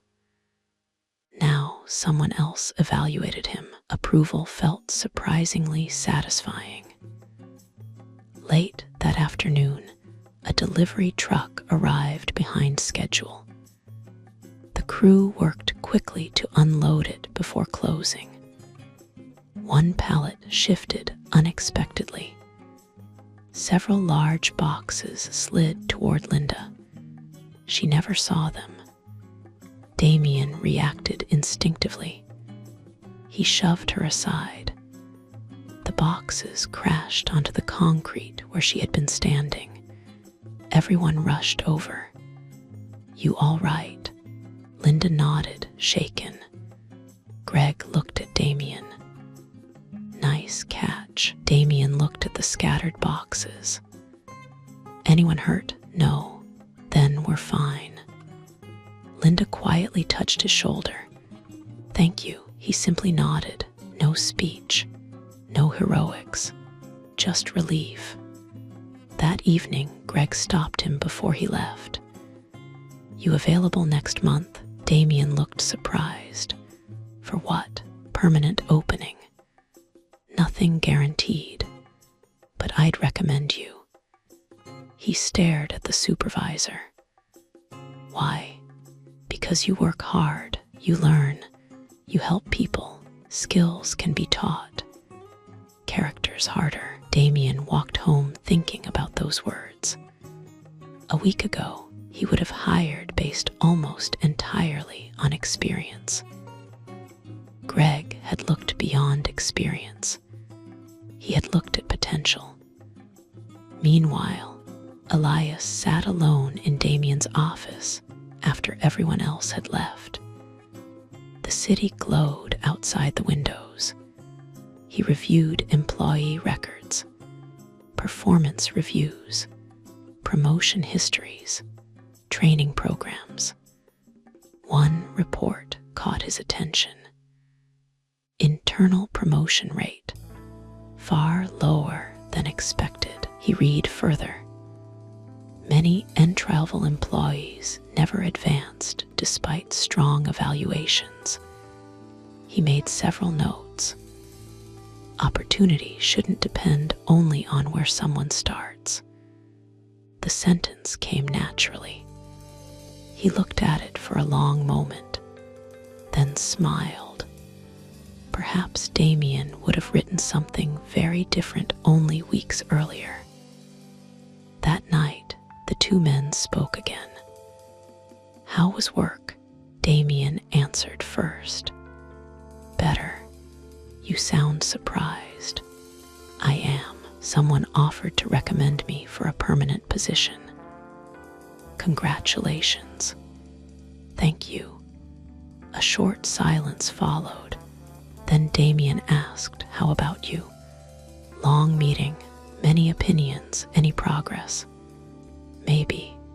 I'm beginning to understand why your decisions take time.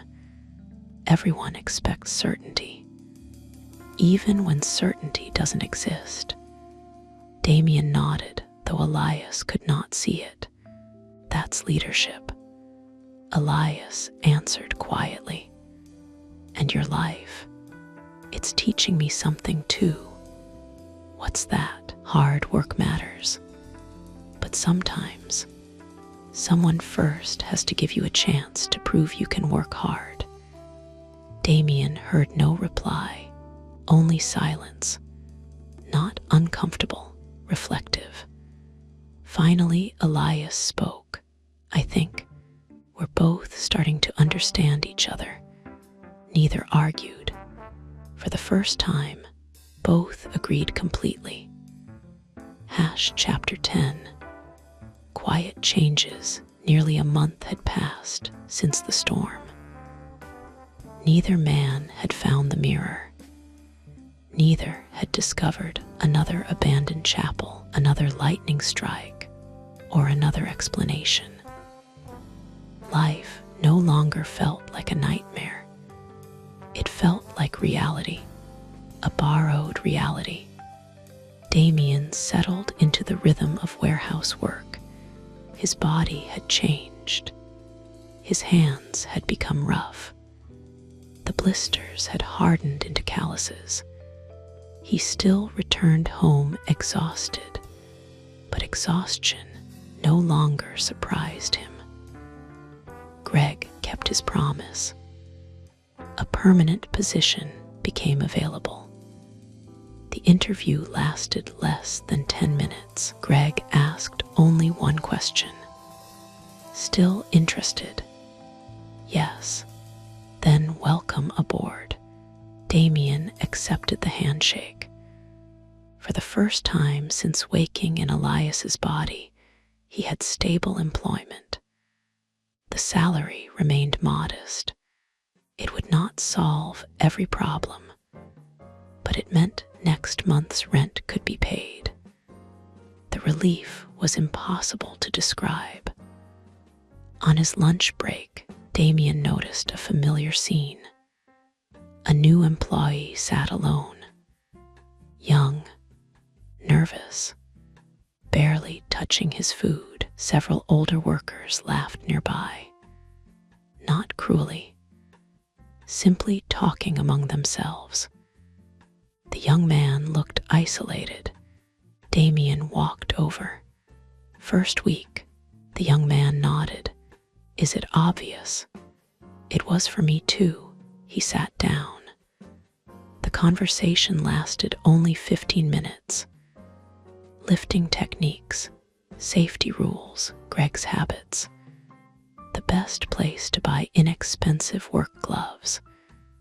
By the end of lunch, the young worker smiled. Thanks. You made today easier. Damien nodded. Someone had done the same for him. Without realizing it, he had repeated Greg's kindness. Across the city, Elias continued leading Damien's company. Employees had started noticing small differences. The executive elevator no longer closed immediately when someone approached. Damien waited. He greeted receptionists by name. He visited departments without announcing inspections. He asked engineers what they needed instead of only asking for deadlines, tiny changes. Yet people noticed. Sophia noticed most of all. One afternoon, she entered Damien's office carrying several folders. Before she spoke, Elias looked up. You look tired, she blinked. Excuse me, you've been working late. She laughed quietly. You've never noticed before. Maybe I wasn't paying enough attention. She placed the folders on his desk. For a moment, she simply stood there. Then she spoke. Can I ask something personal? Go ahead. Are you? All right. Elias hesitated. Better question. How should Damien answer? I've been thinking a lot lately.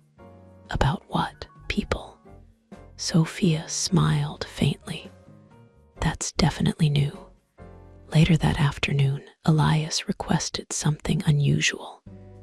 He asked human resources for anonymous employee surveys. Not performance reviews, personal concerns, financial stress, career goals, training requests. The HR director looked surprised. We've collected these for years. Has anyone read all of them? Not really. Bring them to me. There were hundreds. He spent hours reading. One employee worried about paying medical bills. Another wanted additional training but couldn't afford tuition. A single father struggled with childcare during night shifts. A talented programmer considered leaving because she saw no path to promotion. Numbers became names. Names became lives. He closed the final folder long after sunset. Thousands of people worked for the company. Each carried a story no spreadsheet could show. That evening, Damien visited Noah. Nothing special had been planned, just dinner. This time Damien paid. Simple food, nothing expensive. But he paid. Noah smiled when the bill arrived. Told you you'd get me next time. I did, barely. They laughed together. Halfway through dinner, Noah became serious. You've changed. Damien looked up. How? Hard to explain. You still worry about everyone else. But you listen more. You don't rush to solve everything. You just understand. Damien remained quiet. If only Noah knew why. The following morning, Marcus entered Damien's office without knocking. Need a minute, of course. Marcus closed the door. Investors are asking questions. About you. Elias waited. You've canceled 2 acquisitions. Delayed 1 restructuring. Approved additional employee training. Requested internal promotion reports. Marcus folded his arms. What's your plan? Long-term stability. Marcus frowned. Sounds expensive. High turnovers expensive too. Marcus remained silent. Then he smiled slightly. You've become harder to predict. Maybe I've become easier to understand. Marcus laughed. Not even close. Meanwhile, Damien found himself studying warehouse operations. Not because anyone asked, because he couldn't stop thinking like a CEO. He noticed unnecessary walking routes, poor inventory placement, repeated delays during unloading. One afternoon, he approached Greg. Mind if I show you something? Greg looked curious. Go ahead. Damien sketched a new storage layout on a piece of cardboard. Incoming deliveries here. Frequently shipped items closer to loading docks. Less walking. Faster loading. Greg studied the drawing. You worked logistics before. Not exactly. Interesting idea. The warehouse manager reviewed it the following week. 2 months later, the new layout was implemented.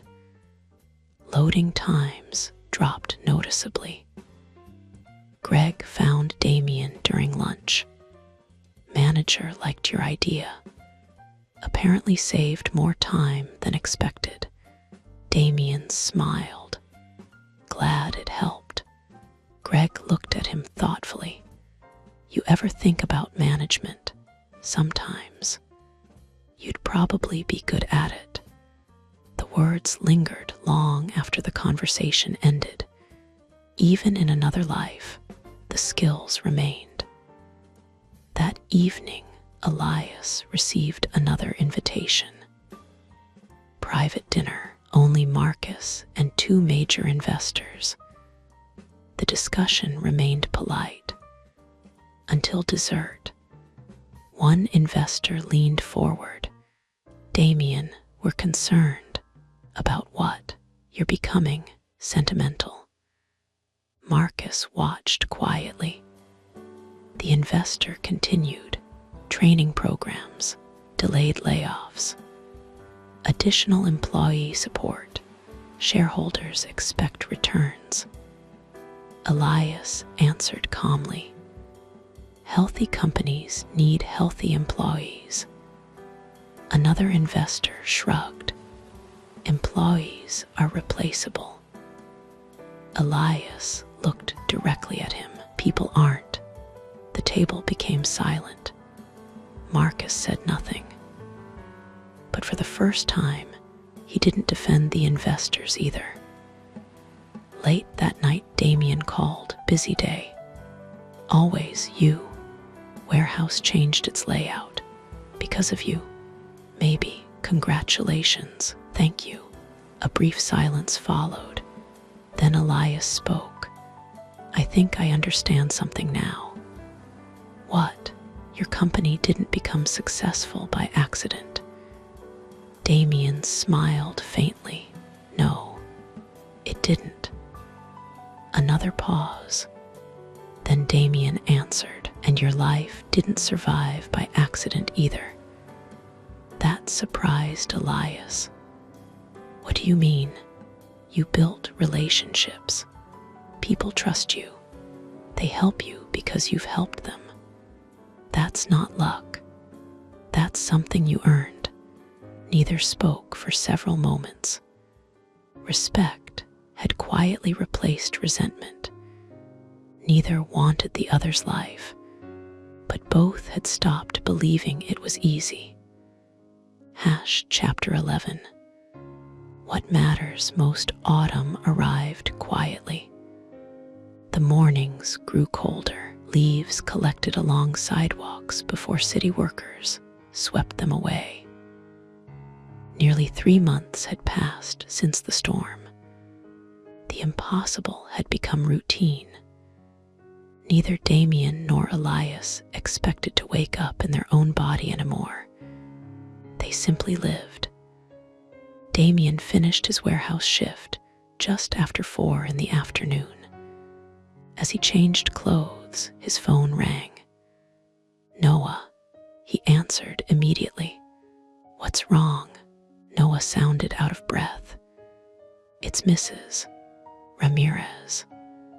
She called me. My apartment. No, she wouldn't explain over the phone. Just come. Damien left without another question. Mrs. Ramirez stood outside the apartment building when he arrived. An ambulance waited nearby. 2 paramedics loaded an elderly man into the back. Damien recognized him immediately.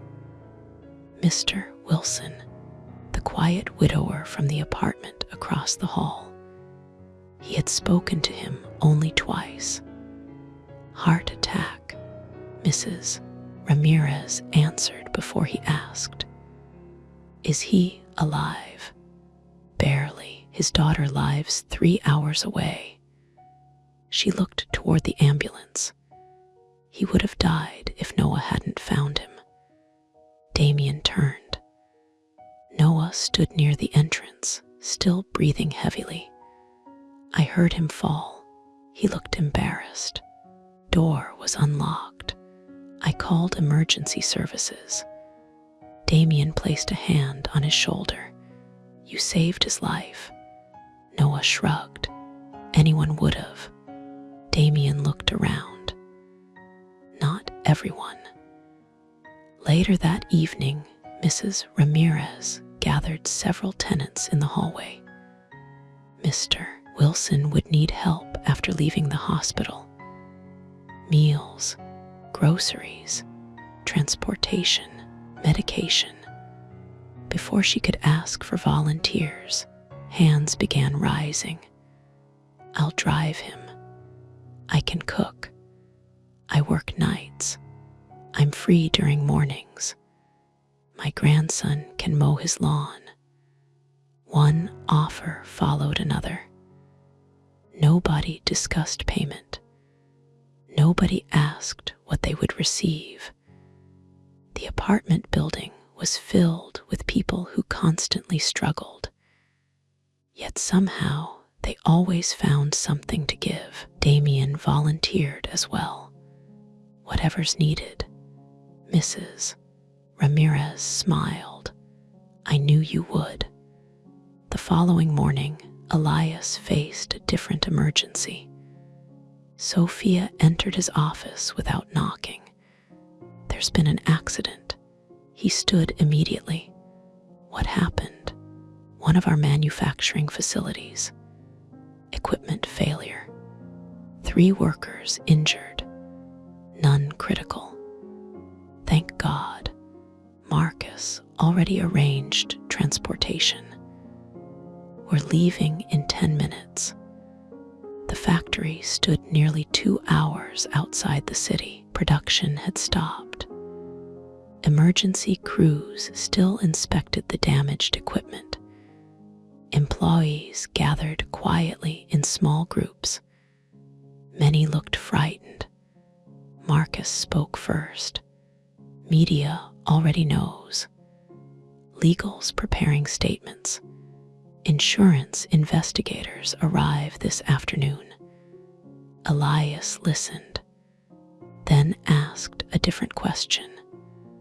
Where are the injured workers? Hospital. Let's go there first. Marcus looked surprised. Factory needs leadership. So do they. Marcus didn't argue. Hospital room held 3 employees. One had a broken arm. Another suffered burns to his hands. The third remained asleep after surgery. When Elias entered, conversation stopped. Mr. Ashcroft. The man with the broken arm looked confused. You came, of course. The worker looked toward Marcus. Usually, he hesitated. Usually executives don't. Elias pulled up a chair. How's your family? My wife's on her way. Children? 2. Who's watching them? My sister. Good. He spent nearly an hour speaking with all 3 workers. Not about production. Not about deadlines.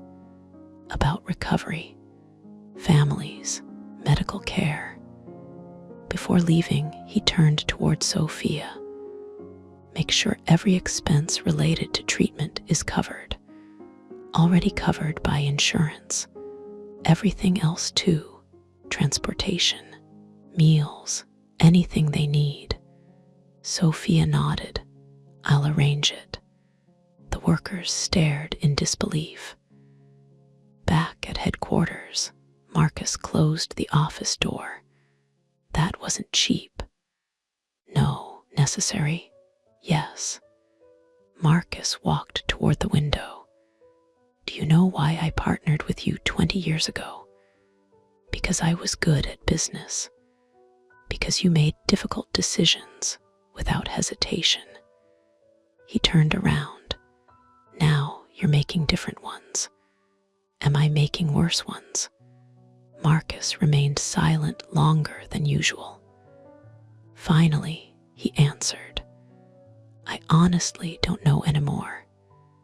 Several days later, Damien visited Mr. Wilson after work. The elderly man now walked slowly with a cane, recovered enough to return home. Not enough to manage alone. Damien carried groceries upstairs.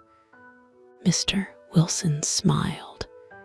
Never expected retirement to include this much excitement. You gave everyone quite a scare. Sorry about that. They laughed. The apartment remained simple. Old furniture, family photographs, books covering nearly every shelf. One photograph caught Damien's attention. A younger Mr. Wilson stood beside several co-workers inside a factory. Long career, 41 years. Same place. Do you miss it? Sometimes, mostly the people. Damien looked around. You seem to have plenty of people now. Mr. Wilson smiled. That's because I spent 40 years trying to be someone worth visiting. The sentence stayed with Damien. Meanwhile, Elias reviewed safety reports from every company facility. Patterns emerged. Most incidents occurred in older buildings.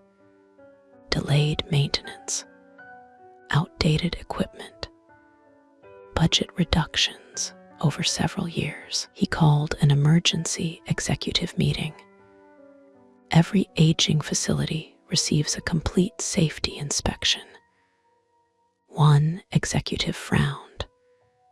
That'll cost millions. Workplace accidents cost more. Marcus watched quietly. Replace equipment where necessary. Increase safety training. Monthly audits. Another executive raised a concern. Shareholders won't like this. Elias answered calmly. Employees should make it home alive. The meeting ended. Not everyone agreed. No one challenged the decision directly. That evening, Marcus remained behind. Just the two of them. You know, Marcus said quietly. Old Damien would have approved temporary repairs. Probably. New Damien approved permanent ones. Safer, more expensive. Marcus nodded. Maybe. He looked toward the city skyline. Maybe I've spent too many years looking only at numbers. Elias didn't answer. Marcus continued. Don't misunderstand. Profit still matters. It does. But, he paused. Dead employees don't build successful companies. Neither do frightened ones. For the first time since the swap, Marcus voluntarily agreed with a decision driven by compassion. Small, but meaningful. Damien called later that night. He told Elias about Mr. Wilson. Elias told Damien about the injured workers. After listening, Damien asked a question. Did you know all their names? No, I do now.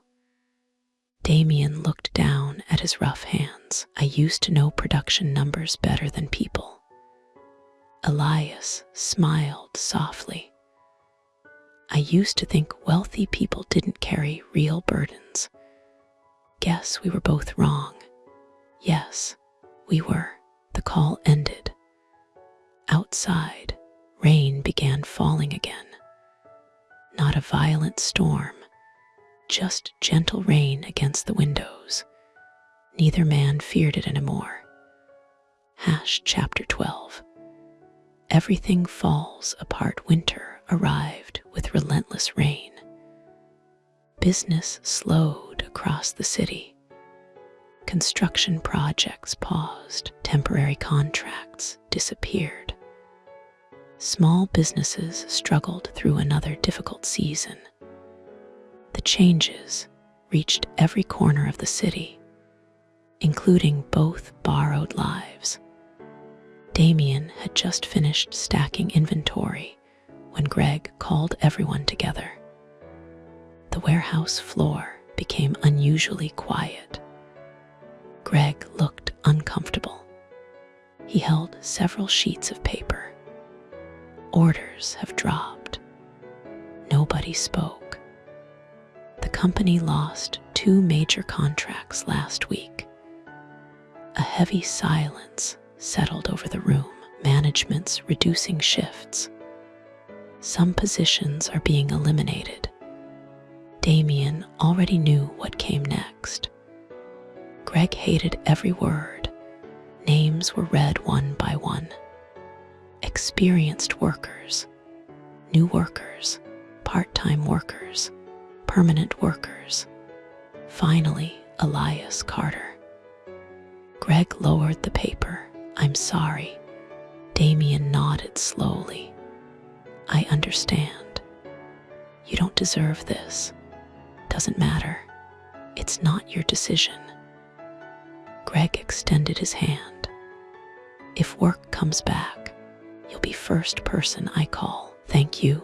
The handshake lasted only a moment. Then Damien collected his locker. 3 months of stability disappeared in less than 5 minutes. Outside, Greg caught up with him. One more thing. He handed Damien an envelope, recommendation letter. Warehouse manager signed it this morning. Didn't know layoffs were coming. Damien accepted it carefully. Thank you. Greg smiled. You're a good worker. Don't forget that because someone else couldn't afford to keep you. Those words mattered more than the paper. Across the city, Damien's company faced its own crisis. Sophia entered the office carrying 3 newspapers. Each displayed the same headline. Tech giant under investigation after whistleblower claims Marcus arrived moments later. We have a problem. What happened? Anonymous documents leaked overnight. Internal emails, budget reports, project timelines. Anything illegal? Marcus hesitated. No. Unethical? Some investors will say yes. The accusations spread rapidly across television and social media. Cost cutting, aggressive acquisitions, pressure on suppliers. Most decisions had occurred before the body swap. Yet the public saw only one name, Damien Ashcroft. Emergency meetings filled the entire day. Lawyers, public relations, board members, investors, everyone wanted immediate action. One executive suggested denying everything. Another recommended blaming middle management. Marcus remained unusually quiet. Finally, everyone looked toward Elias. He spoke calmly. "Release everything." The room froze. Everything, every document, every financial report, every internal review that's legally allowed. Transparency first. One lawyer objected immediately. That increases risk. So does hiding information. Marcus watched silently, then nodded once. Do it. The press conference took place the following morning. Cameras packed the room. Journalists filled every seat. One reporter stood first. "Mr. Ashcroft, did your company knowingly pressure suppliers into accepting unfair contracts? Some agreements favored us too heavily. We're reviewing every one of them." Another reporter. "Were employees encouraged to ignore ethical concerns?" "Not officially. Unofficially." He paused. "Some company practices rewarded results without asking enough questions. That changes today." The room became silent. Nobody expected admissions. Another journalist asked, "Are you accepting responsibility?" "Yes. Even for decisions I personally regret." The answer spread across the country within hours. Meanwhile, Damien searched for work again. Interview after interview ended exactly as before. "We'll contact you." He heard the sentence so often it almost lost meaning. His savings disappeared quickly. Rent arrived. He paid only part of it.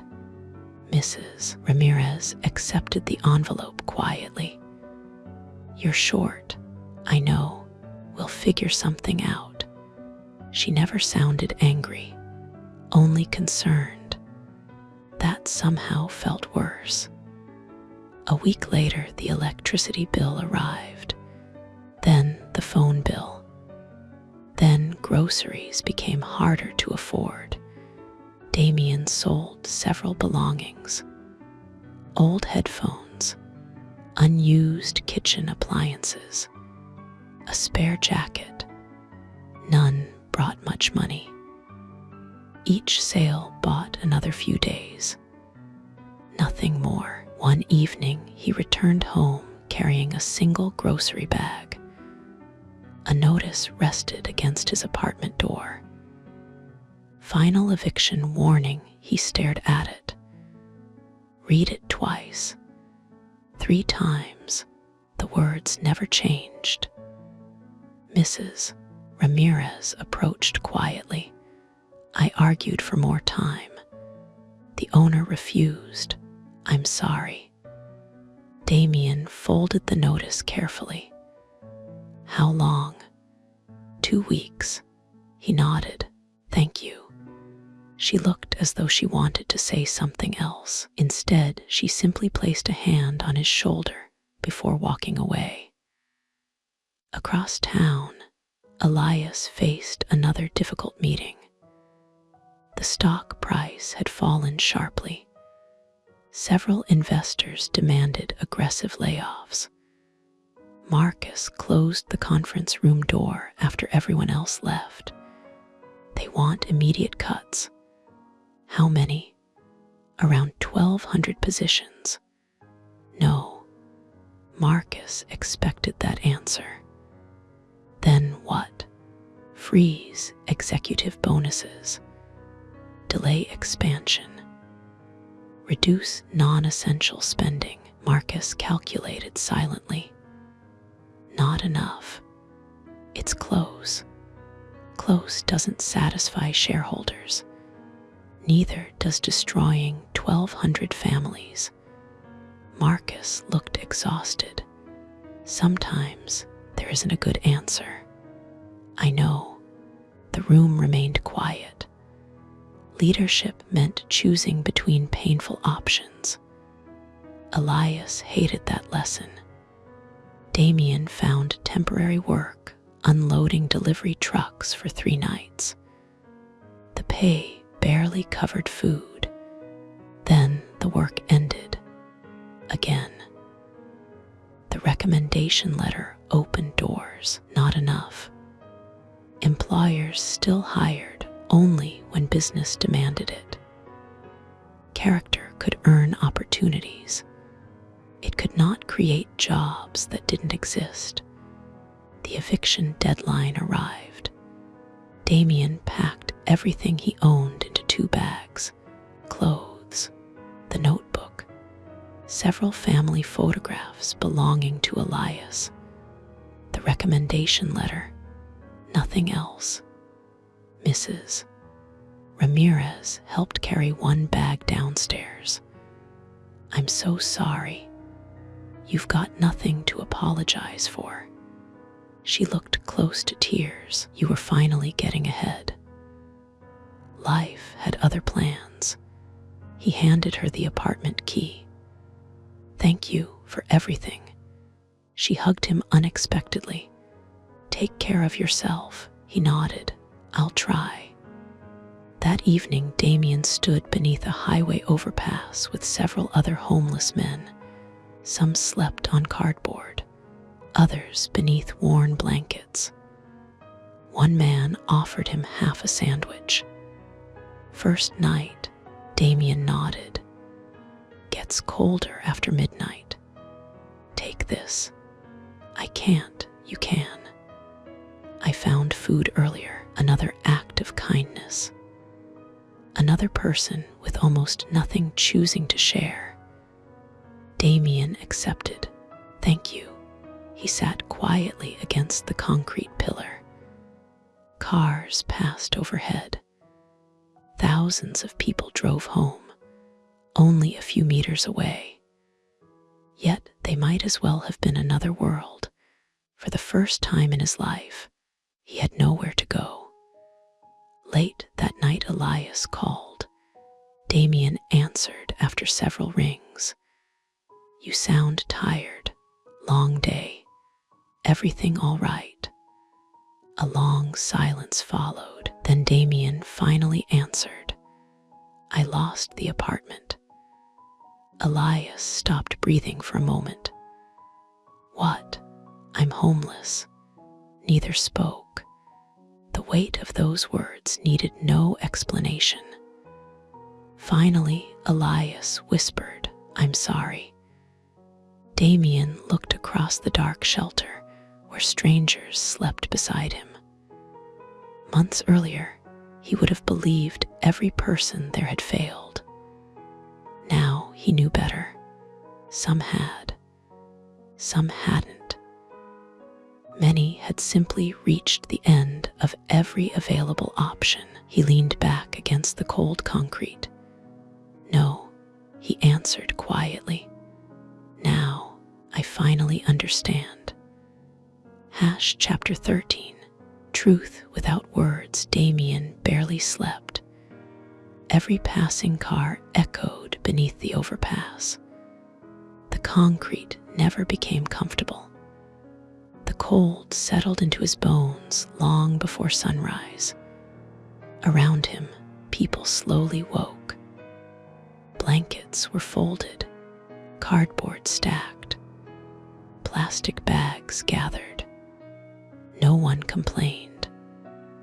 No one asked why life had turned out this way. They simply prepared for another day. A man in his 50s offered Damien a cup of instant coffee. Morning. Thank you. First night's always the worst. You can tell. Everyone can. The man smiled. Name's Robert. Damien. Robert nodded, looking for work every day. Good, don't stop, some do. A volunteer van arrived shortly afterward. Several people stepped out carrying insulated containers. Breakfast. One by one, everyone lined up. Nobody pushed.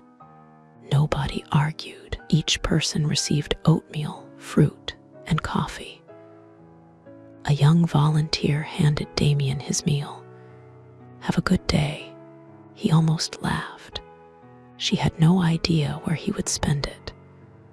Yet she still smiled. After she left, Robert spoke quietly. She comes every Tuesday.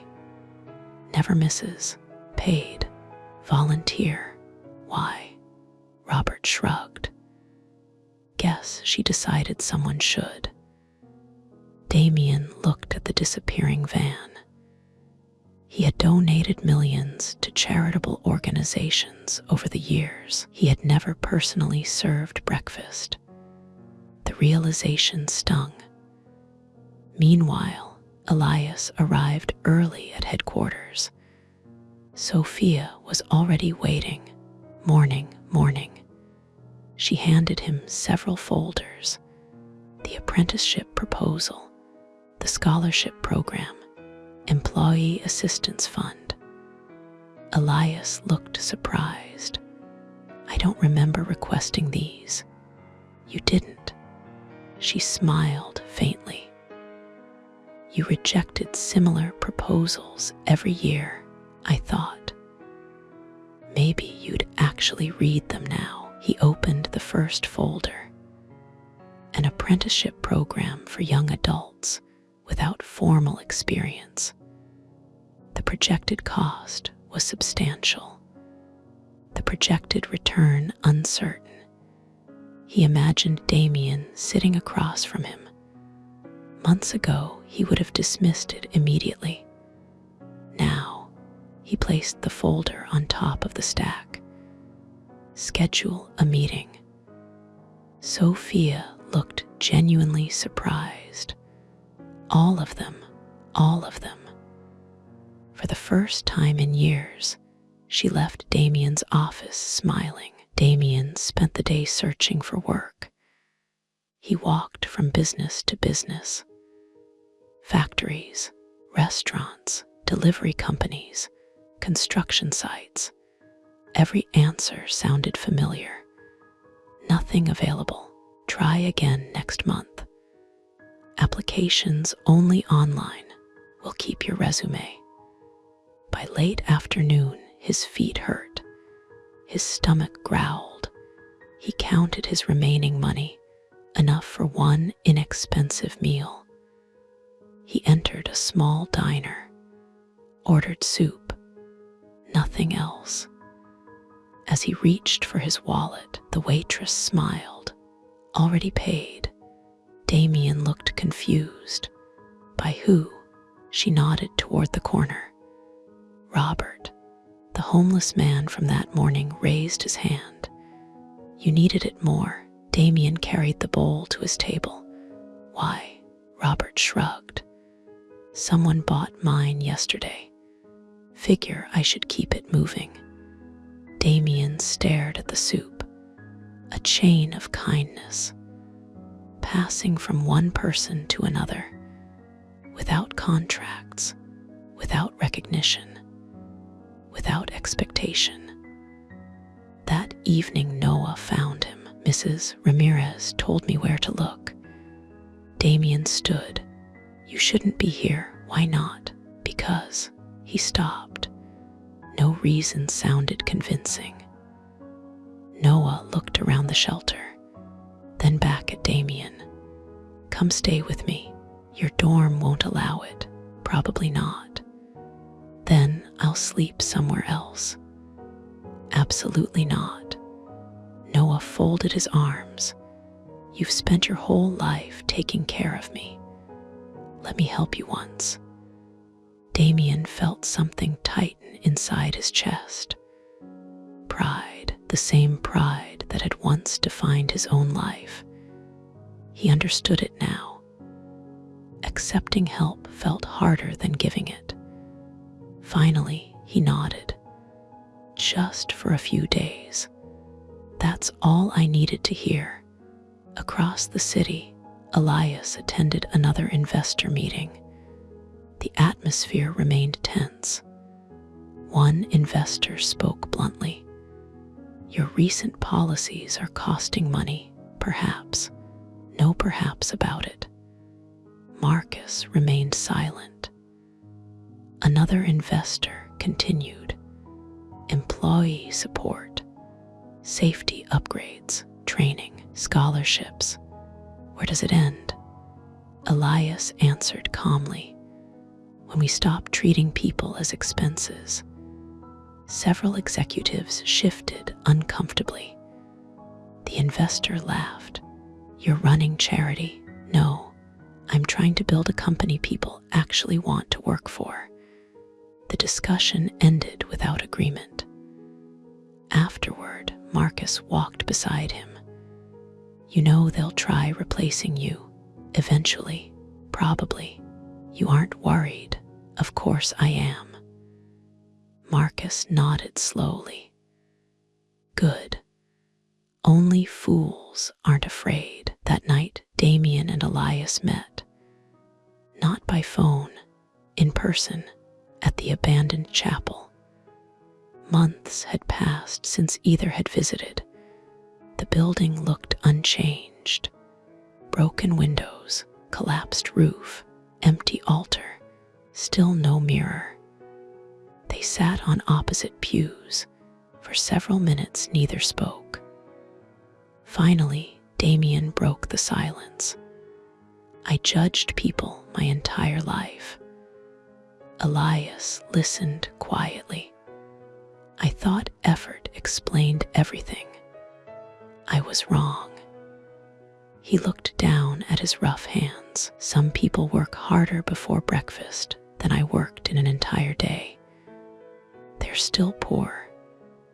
Not because they're lazy. Because life is complicated. The admission echoed through the empty chapel. Elias remained silent, then spoke. I judged wealthy people too. Damien looked up. I thought money solved every problem. That successful people lived easy lives. He smiled sadly. I was wrong too. Every decision affects thousands. Every mistake becomes public. Every conversation makes someone want something. You're surrounded by people every day. Yet, he looked toward the empty doorway. You're alone. Neither man argued. Neither defended themselves. There was nothing left to defend. Damien spoke again. I used to believe respect came from success. Now I think respect comes from remembering people. Elias smiled. That's better. What about you? I used to dream about becoming rich. Do you still? Yes, but not for myself, for what I could do with it. The chapel fell silent once more. Outside, light rain tapped gently against the broken roof. No lightning, no miracle. Just two men speaking honestly for the first time. Before leaving, Damien turned toward Elias. If we never switch back, take care of Noah. Elias immediately answered, only if you promise to take care of your company. Damien nodded, agreed. They shook hands. Not as enemies, not as strangers. As friends, neither noticed the faint shimmer passing briefly across the cracked stone floor where the mirror had once stood. It disappeared before either looked down. Chapter 14. Letting go the meeting inside the chapel stayed with both of them. Not because they had discovered a solution. Because, for the first time since the storm, Neither wished the other had suffered instead. They simply understood. Damien moved into Noah's small dorm room. Officially, visitors were not allowed to stay overnight. Unofficially, Noah's roommate had gone home for the semester. The extra bed remained empty. It was enough. The room measured little more than a few square meters. 2 desks, 2 beds, 1 window overlooking the campus. Noah apologized constantly. "Sorry, it's cramped. It's more than enough." "Sorry about Noah," Damien interrupted gently. "You already helped me. You don't need to apologize for being kind." Noah smiled. That sounded different. Different how? More like he searched for the words. Someone who understands. Damien looked out the window. Maybe I finally do. The next morning, Damien woke before Noah. He quietly cleaned the room, washed dishes, prepared breakfast using the little food they had. When Noah woke, he looked surprised. "You didn't have to do that, I know." "Then why?" "Because someone opened their home to me." "Least I can do," Noah laughed. "You're impossible to argue with, so I've been told." Damien continued searching for work every day. One afternoon, Greg called. "Business is improving. Need people again." "Interested? Absolutely. Start Monday." The relief that spread through him was almost overwhelming. Not because the job paid well, because someone remembered him. Greg had kept his promise. Character had outlasted the layoffs. Across the city, Elias reviewed the final draft of the Employee Assistance Program. The proposal had grown much larger than expected. Emergency financial support, scholarships, mental health services, leadership training, apprenticeships for applicants without experience. Sophia entered quietly, ready for what? Board approval. She placed the presentation on his desk. Marcus already convinced several members. He looked surprised. "Marcus, he said something interesting yesterday." "What?" "People invest in companies. Companies should invest in people." Elias smiled. "I never thought I'd hear him say that." "Neither did I." The board meeting lasted nearly 4 hours. Questions came from every direction. Cost projections, risk analysis, shareholder expectations, legal obligations. Marcus answered many of them himself. Finally, one board member looked directly at Elias. "Why now? Why are these programs suddenly so important?" He answered honestly. "Because opportunity shouldn't belong only to people lucky enough to begin with it." Silence followed. No dramatic speeches, no applause, only quiet reflection. The vote passed, not unanimously, but comfortably. The programs would begin the following year. That evening, Marcus remained behind. "Remember when we started this company, of course. We had 12 employees, 1 office, 1 coffee machine that barely worked." Marcus smiled. "You knew everyone's name." Elias listened. "Then we grew 50 employees, 500, 5,000, 12,000. Somewhere along the way, Marcus looked down. We started managing numbers instead of people. He looked back up. Maybe success distracted us. Maybe Marcus extended his hand. Good decision today. Elias shook it. Not my decision, ours, Marcus nodded. For the first time in many years, that felt true. Meanwhile, Damien returned to the warehouse. Co-workers welcomed him back. Linda smiled. Told you we'd see you again. Greg handed him new work gloves. Don't lose these. I'll try. The work felt familiar now. Heavy, honest, predictable. During lunch, the new employee, Damien, had helped weeks earlier, sat beside him. Got promoted to forklift training. Congratulations. Couldn't have done it without your advice. Damien shook his head.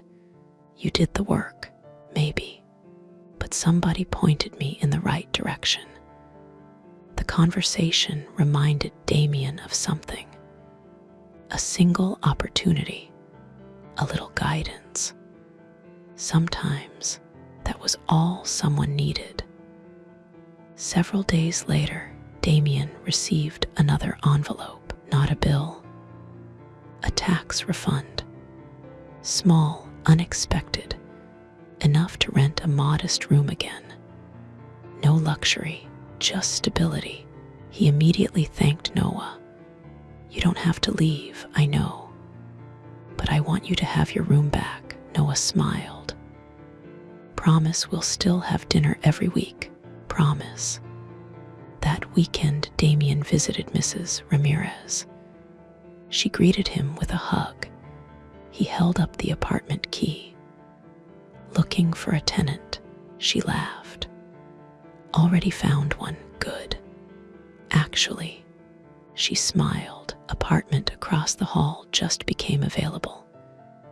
Smaller, cheaper, interested. He looked around the familiar building. The neighbors, the hallway, Mr. Wilson watering flowers outside his door. Children running through the courtyard. People greeting one another by name. Yes, very interested. Meanwhile, Elias found himself alone in the penthouse once again. He walked slowly through every room. Nothing had changed. Yet everything felt different. The apartment no longer impressed him. It saddened him. Beautiful furniture, beautiful view, beautiful silence. He imagined Damien living there for years, returning every evening to empty rooms, eating alone, working until midnight, repeating the cycle. No wonder he'd forgotten how to see people.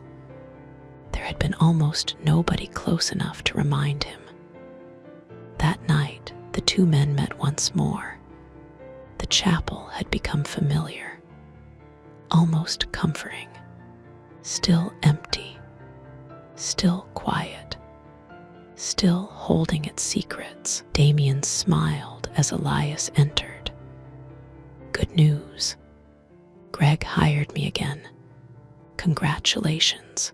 You, board approved the employee programs. Damien smiled. Looks like your company has a better future, our company. Elias corrected himself immediately. Sorry, your company. Damien shook his head. Maybe not. Maybe companies never really belong to one person. Maybe they belong to everyone who builds them.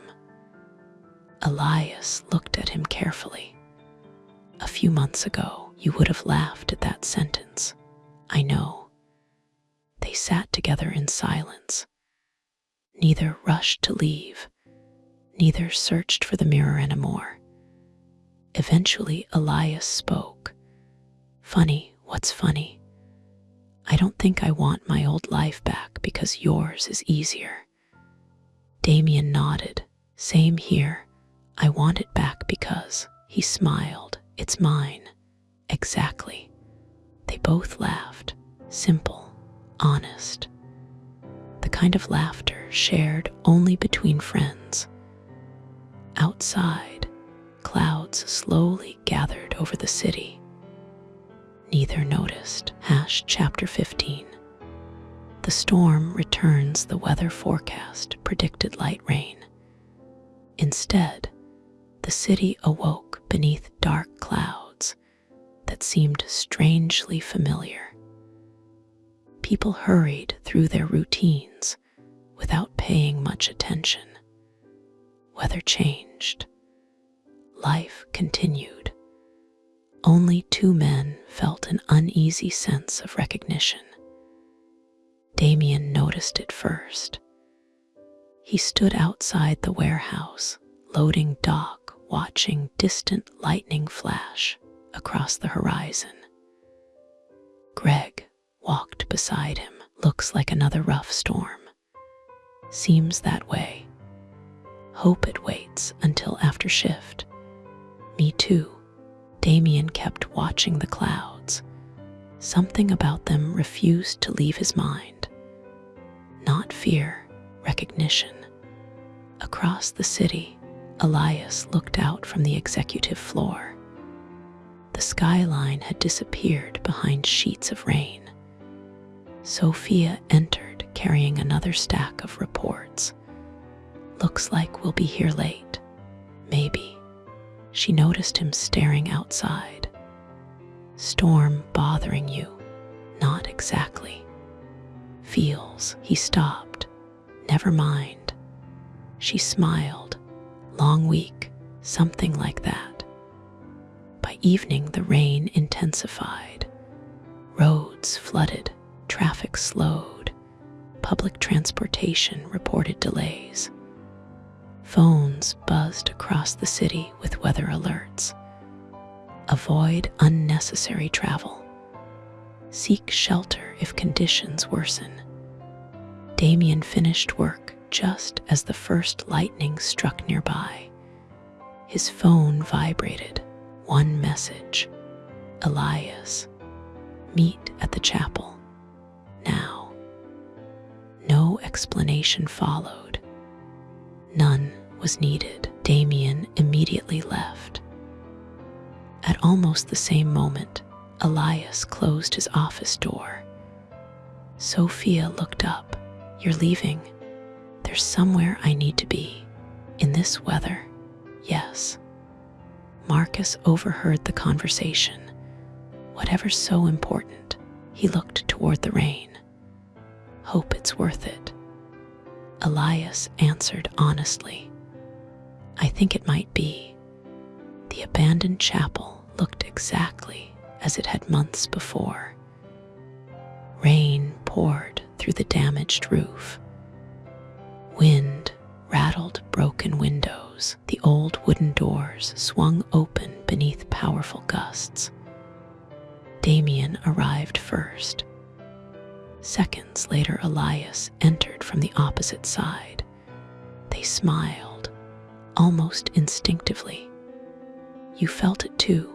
Yes. No idea why. Neither moved farther inside. They simply stood where everything had begun. Thunder echoed overhead. Lightning flashed through the shattered, stained glass. The same strange silence settled over the building. No wind, no rain, no sound. Exactly as before, Damien looked toward the altar. The old white cloth still rested there, except it moved very slightly. Neither had touched it. The fabric slowly slid aside.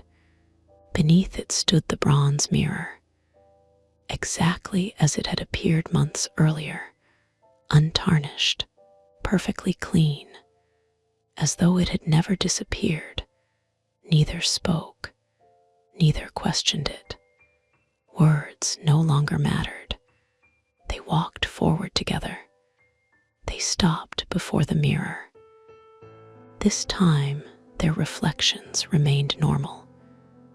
Damien looked like Elias. Elias looked like Damien. Two borrowed faces. Two familiar strangers. Damien broke the silence. If this doesn't work, Elias nodded. I know. Thank you for what? For taking care of my company. Elias smiled. Thank you for taking care of my family. They stood quietly. No anger, no resentment, only gratitude.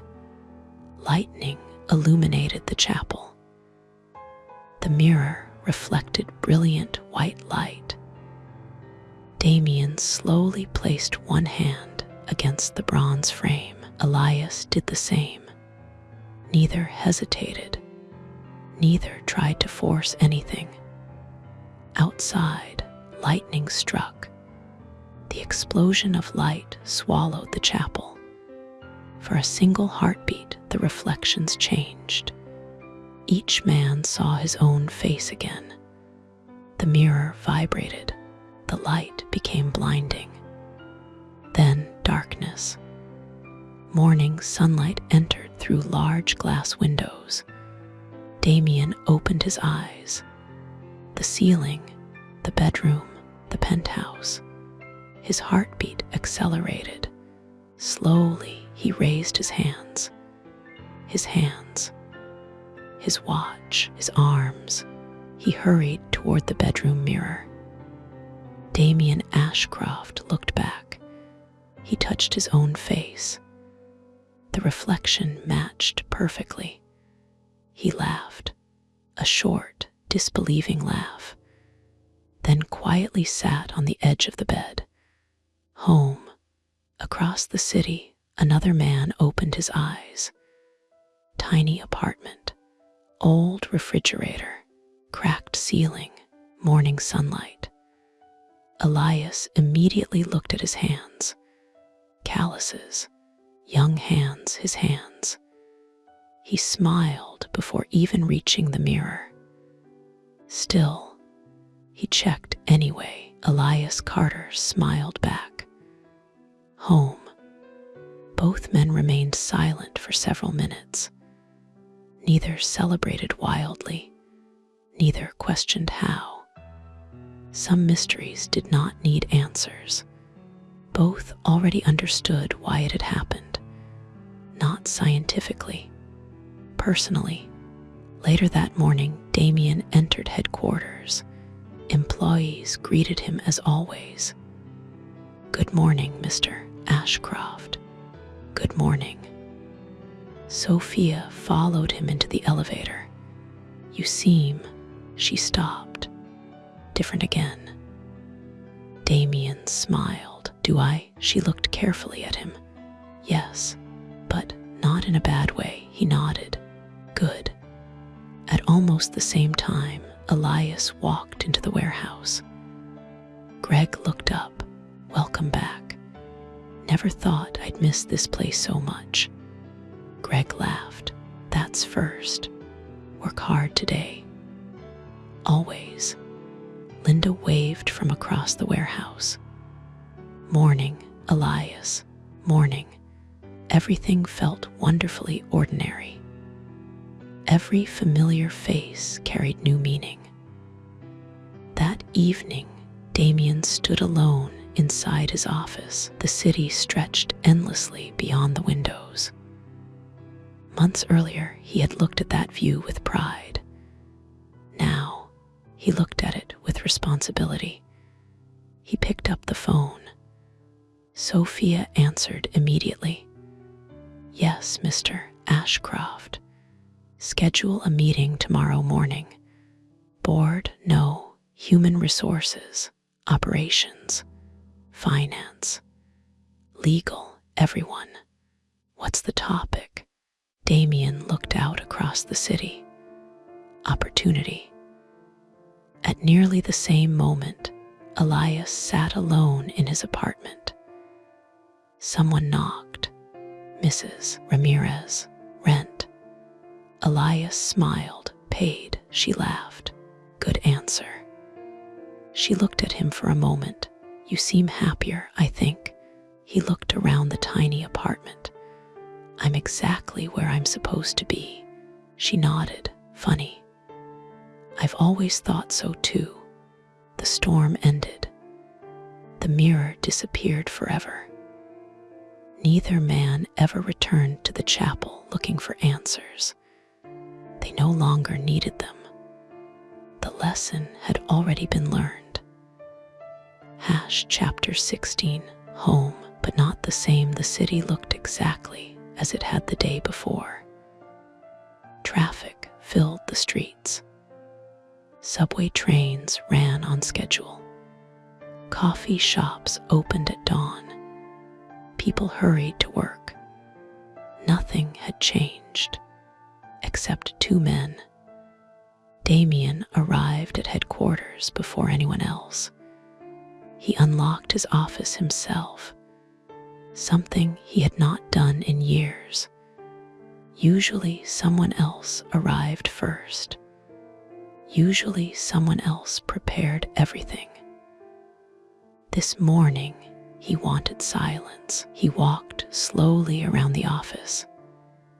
Bookshelves, awards, photographs from product launches, magazine covers, a framed article celebrating the company's first billion-dollar valuation. He stopped in front of it. Months ago, it had filled him with pride. Now it felt incomplete, not meaningless, simply incomplete. Success could build companies. It could not build character. He finally understood the difference. At 8:00 sharp, Sophia knocked. Come in. She entered carrying coffee. Your schedule's full. Cancel everything before 10. She blinked. Everything. She set the coffee on his desk. You're making me nervous. Damien smiled. Don't be. I'm about to make everyone's job harder. She frowned. That doesn't sound reassuring. It'll make life better. Eventually, she stared at him, then quietly nodded. I'll clear your schedule.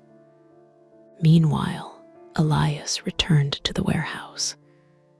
Everything felt strangely familiar. His body remembered the work immediately. Lift, turn, carry, stack. Months of experience remained. Greg noticed you got faster. Practice. Whatever you did over the weekend, keep doing it. Elias laughed. I'll try. During lunch, Linda sat beside him. You seem different too, really. Calmer. I feel calmer. She smiled. Good. You deserve that. The conversation drifted toward ordinary things. Children, weather, bills, weekend plans. Elias enjoyed every minute. Normal conversations suddenly felt precious. At headquarters, executives filled the main conference room. Nobody knew why they had been summoned. Marcus sat beside Sophia. Human resources occupied one side of the table. Finance, another. Operations filled the remaining seats. Damien entered exactly on time. Good morning. The room answered together. Morning. He remained standing. Today isn't about quarterly revenue. Several people exchanged confused looks. It's about the future. A presentation appeared on the screen. Not financial projections. Photographs, employees, factories, offices, warehouse workers, receptionists, maintenance staff, programmers, security guards, everyday people. Marcus noticed immediately. No charts, no graphs, just faces. Damien spoke quietly. A company is often measured by market value, revenue, growth, profit. Those numbers matter, but they are outcomes, not foundations. He looked around the room. People build companies. If people fail, everything fails. Silence filled the conference room. No one interrupted. He outlined every initiative: apprenticeships for applicants without experience, scholarships for employees seeking education, emergency financial assistance, expanded mental health support, leadership development from within the company, affordable housing partnerships near major offices, transportation assistance, childcare support. Each proposal included financial projections, timelines, implementation plans. The preparation surprised everyone.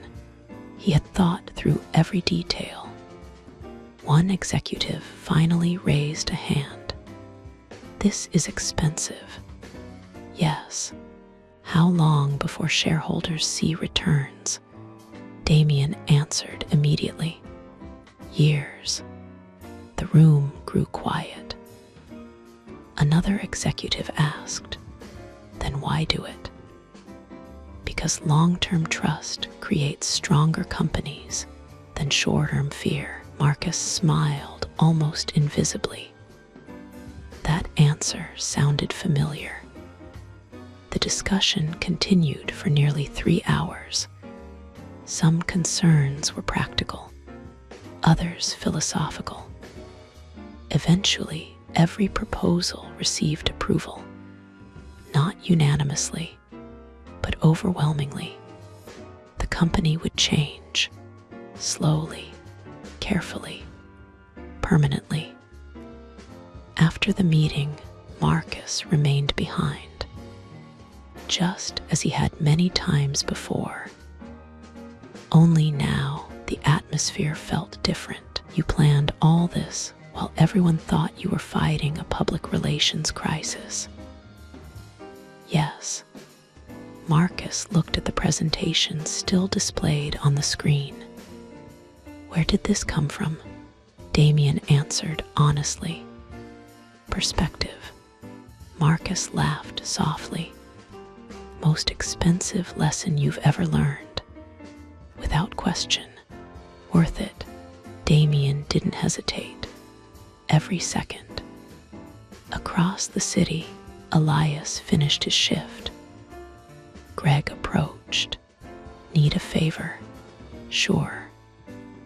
"One of the new workers keeps struggling. Mind showing him around?" "Of course." The young employee looked nervous. "First job." "Yeah, terrified." "Don't be. Everyone starts somewhere." Elias spent the next hour teaching him not only the work, how to pace himself, how to avoid injury, where to buy affordable lunches nearby, how Greg preferred inventory organized. When they finished, the young man smiled. "Thanks. Nobody else had time." Elias answered quietly. "Someone made time for me once. Now it's my turn." That evening, Damien drove somewhere he had never visited before. The warehouse. He parked outside, waited until the shift ended. Workers slowly left the building. Greg recognized him first. "Can I help you?" Damien stepped forward. "I'm looking for someone." "Elias Carter." Greg pointed toward the exit. "He's right there." Elias froze. Damien smiled. "May we talk?" Greg looked between them. "Friends, something like that." Greg nodded. "Take your time." The two men walked toward a nearby park. Neither spoke for several minutes. didn't need to. Finally, Elias laughed. Feels strange seeing your actual face again. Same here. Damien looked at him carefully. Thank you for everything. You already thanked me, not enough. You protected my company. You protected people I forgot to see. Elias smiled. You protected my family. Noah still thinks you've become the world's most patient brother. Damien laughed. He's probably disappointed now. I doubt it. They sat on a park bench overlooking a small lake. Children played nearby. Parents watched from benches. Dogs chased tennis balls across the grass. Ordinary life. Damien found himself smiling. I used to think changing the world meant building something enormous. And now I think. He watched a father teaching his daughter to ride a bicycle. Maybe it starts by changing one person's life. Elias nodded. That's usually enough to start everything else. Neither realized how prophetic those words would become. Chapter 17. A different kind of success. The company's announcement made headlines within days. Not because profits had increased. Not because a new product had launched. Because Damien Ashcroft had changed the direction of one of the country's largest technology companies. Some newspapers praised the decision. Others questioned it. Financial analysts debated whether compassion belonged in corporate strategy. Television commentators called it risky, idealistic, naive, visionary. Everyone had an opinion. Damien listened to almost none of them. He had spent too many years living for the approval of people who never knew him. That chapter of his life had ended. Implementation began immediately. Human resources expanded. Training departments doubled in size. Partnerships formed with community colleges. Scholarship applications opened. Managers attended leadership workshops focused on mentoring instead of intimidation. Every change required planning. Budgets shifted. Construction projects started. Policies were rewritten. Nothing happened overnight. Exactly as Damien expected. Real change required patience. Sophia entered his office carrying another report. Applications. Already? She nodded. Thousands. Damien opened the folder. Young adults, career changers, single parents, former military personnel, people who had never received an opportunity before. One application caught his attention. Previous experience, none. Education, incomplete. Reason for applying, nobody has ever given me a chance. Damien quietly closed the folder. He remembered standing in employment offices, recommendation letter in hand, waiting, hoping, knowing he could work. Unable to prove it, he signed the approval for the first apprenticeship group. Every one of them deserved an interview. Across the city, Elias returned to ordinary routines. Warehouse, bus, groceries, rent, dinner with Noah every Wednesday. Life remained modest. He found himself smiling more often, not because life had become easier, because because he no longer measured it against anyone else's. One evening Noah asked, "You ever regret not chasing more money?" Elias thought carefully. "No, really, I regret not having enough sometimes." "That's different." Noah frowned. "How?" "Wanting stability isn't same as wanting wealth. Money's useful. It's just not purpose." Noah nodded slowly. "Makes sense." Weeks became months. Damien visited different company locations almost every Friday. Factories, warehouses, regional offices, customer service centers. He stopped scheduling ceremonial tours. Instead, he arrived quietly. He ate in employee cafeterias, spoke with maintenance workers, asked receptionists how their week had gone. Sometimes he solved problems. Sometimes he only listened. Both mattered. One afternoon, he visited the warehouse where he had once worked. Greg almost dropped the clipboard he was holding. "Mr.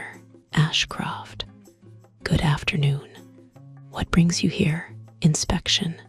"No. Memory." Greg laughed. "That's new." They walked through the building together. The storage layout Damien had suggested months earlier remained in use. Efficiency had improved noticeably. Greg pointed toward it proudly. "Best operational change we've made in years." Damien smiled. "Looks good."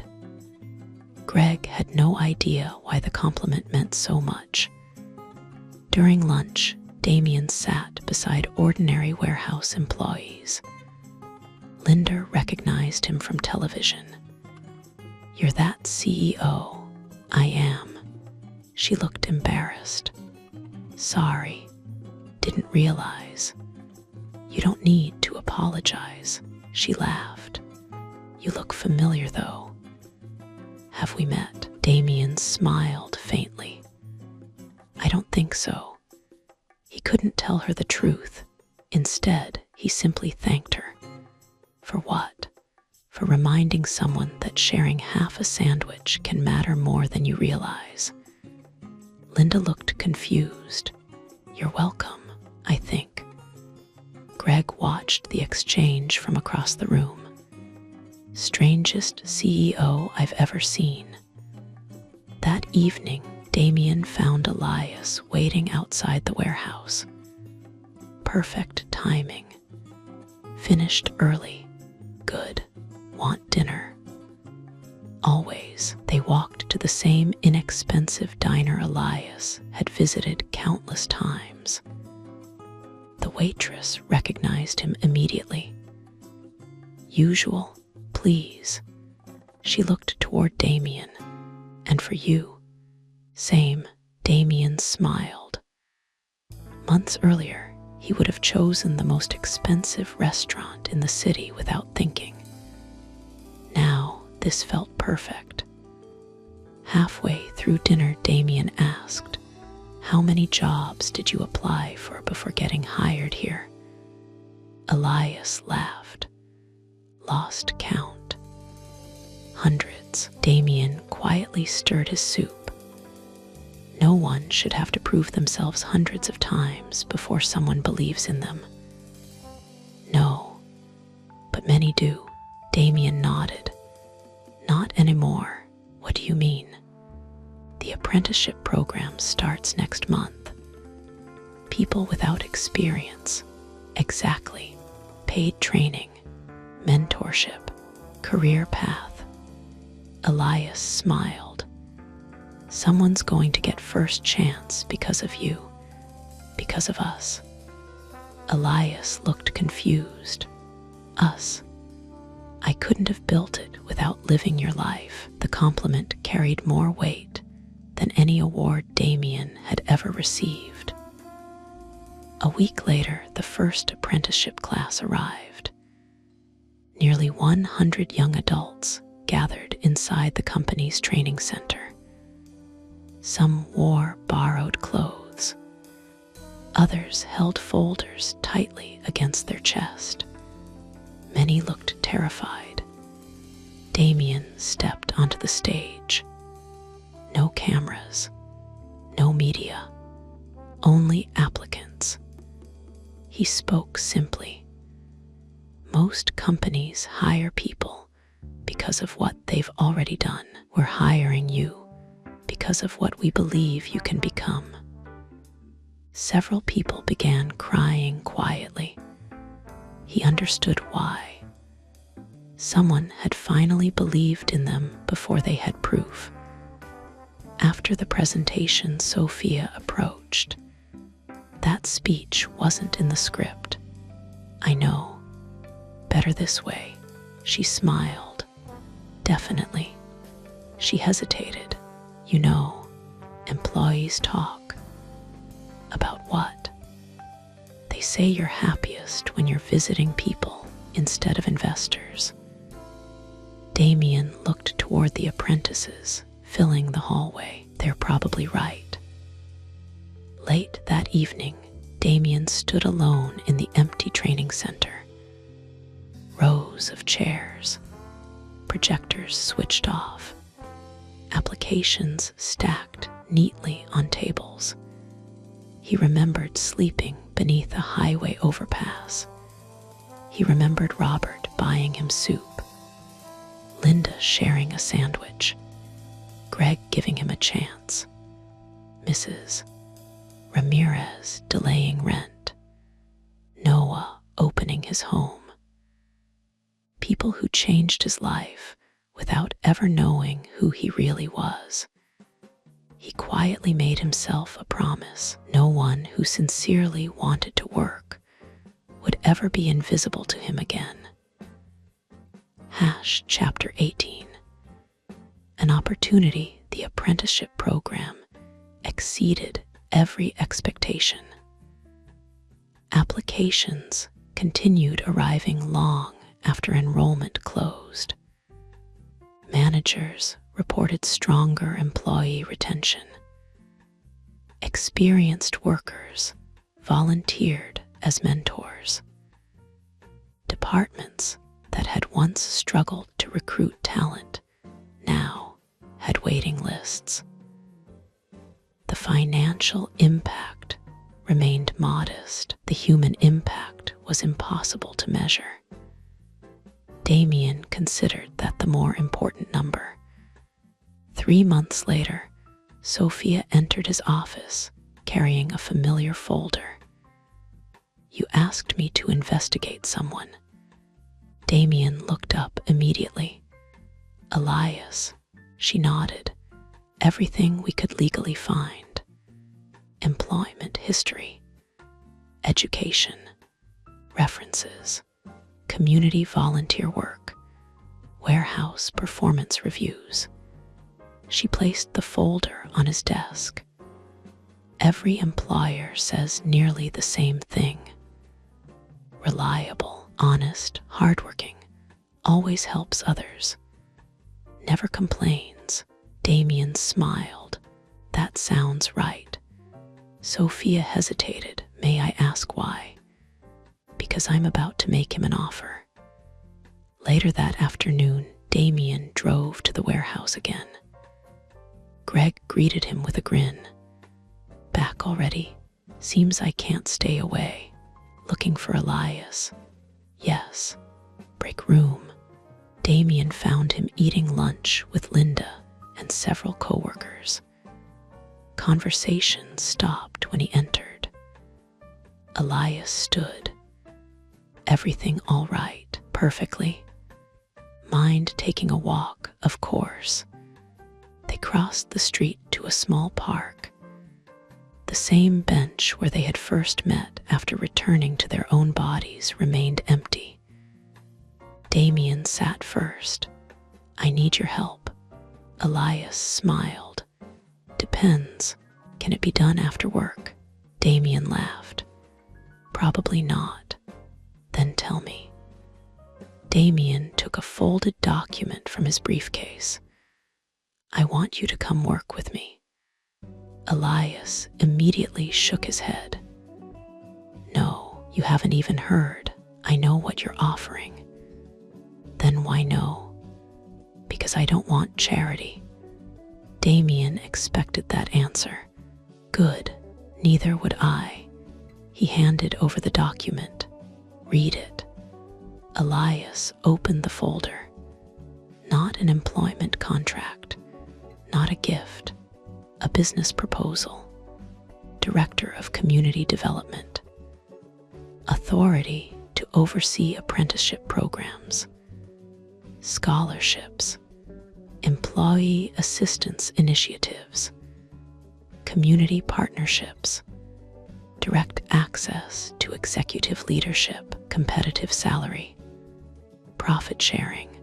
Performance incentives. Most importantly, operational independence. Elias looked up. This isn't charity. No, it's work. Real work. Damien leaned forward. You understand people better than anyone I've ever met. I understand business. Separately, we're useful together. He smiled. We might actually build something worthwhile. Elias remained silent. He continued reading every page. Detailed responsibilities. Budget authority, hiring power. Long-term planning. Everything looked carefully prepared. You've been planning this since the day we switched back. Why wait? Because I wanted you to choose, not feel obligated.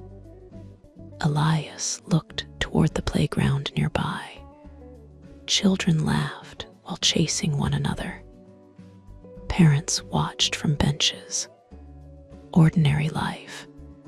He remembered the dream he had carried for years, not becoming wealthy, creating enough stability to help others.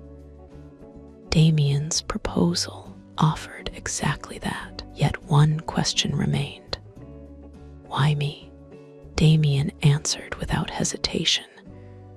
Because when you had almost nothing, you still spent your life improving other people's lives.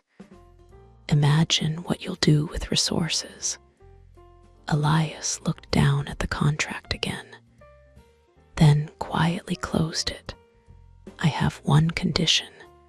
Anything reasonable. No special treatment. If I make mistakes, correct me. If I'm wrong, tell me. I don't want people respecting me because I'm your friend. Damien smiled. Agreed. I have one condition too. What's that? Stop calling me Mr. Ashcroft. Elias laughed. That one might take longer. The warehouse reacted with mixed emotions. Greg listened quietly after Elias explained everything. You're leaving. Looks that way. Greg extended his hand. Proud of you. Couldn't have happened to better person. Linda hugged him. Don't forget us when you're rich. Elias laughed. I don't think that's possible. She smiled. Good answer. The younger employee Elias had mentored looked disappointed.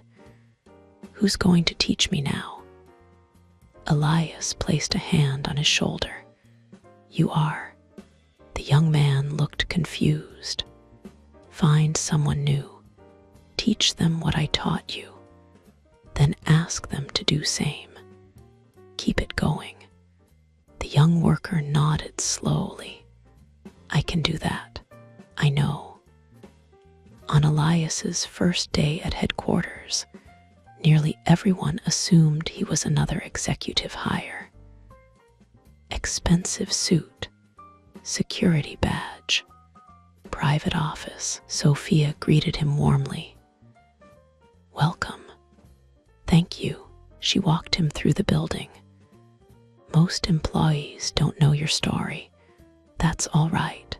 Do you want them to? Eventually. Not because of what happened, because it'll help explain why we're doing this. Sophia smiled. You'll fit in here.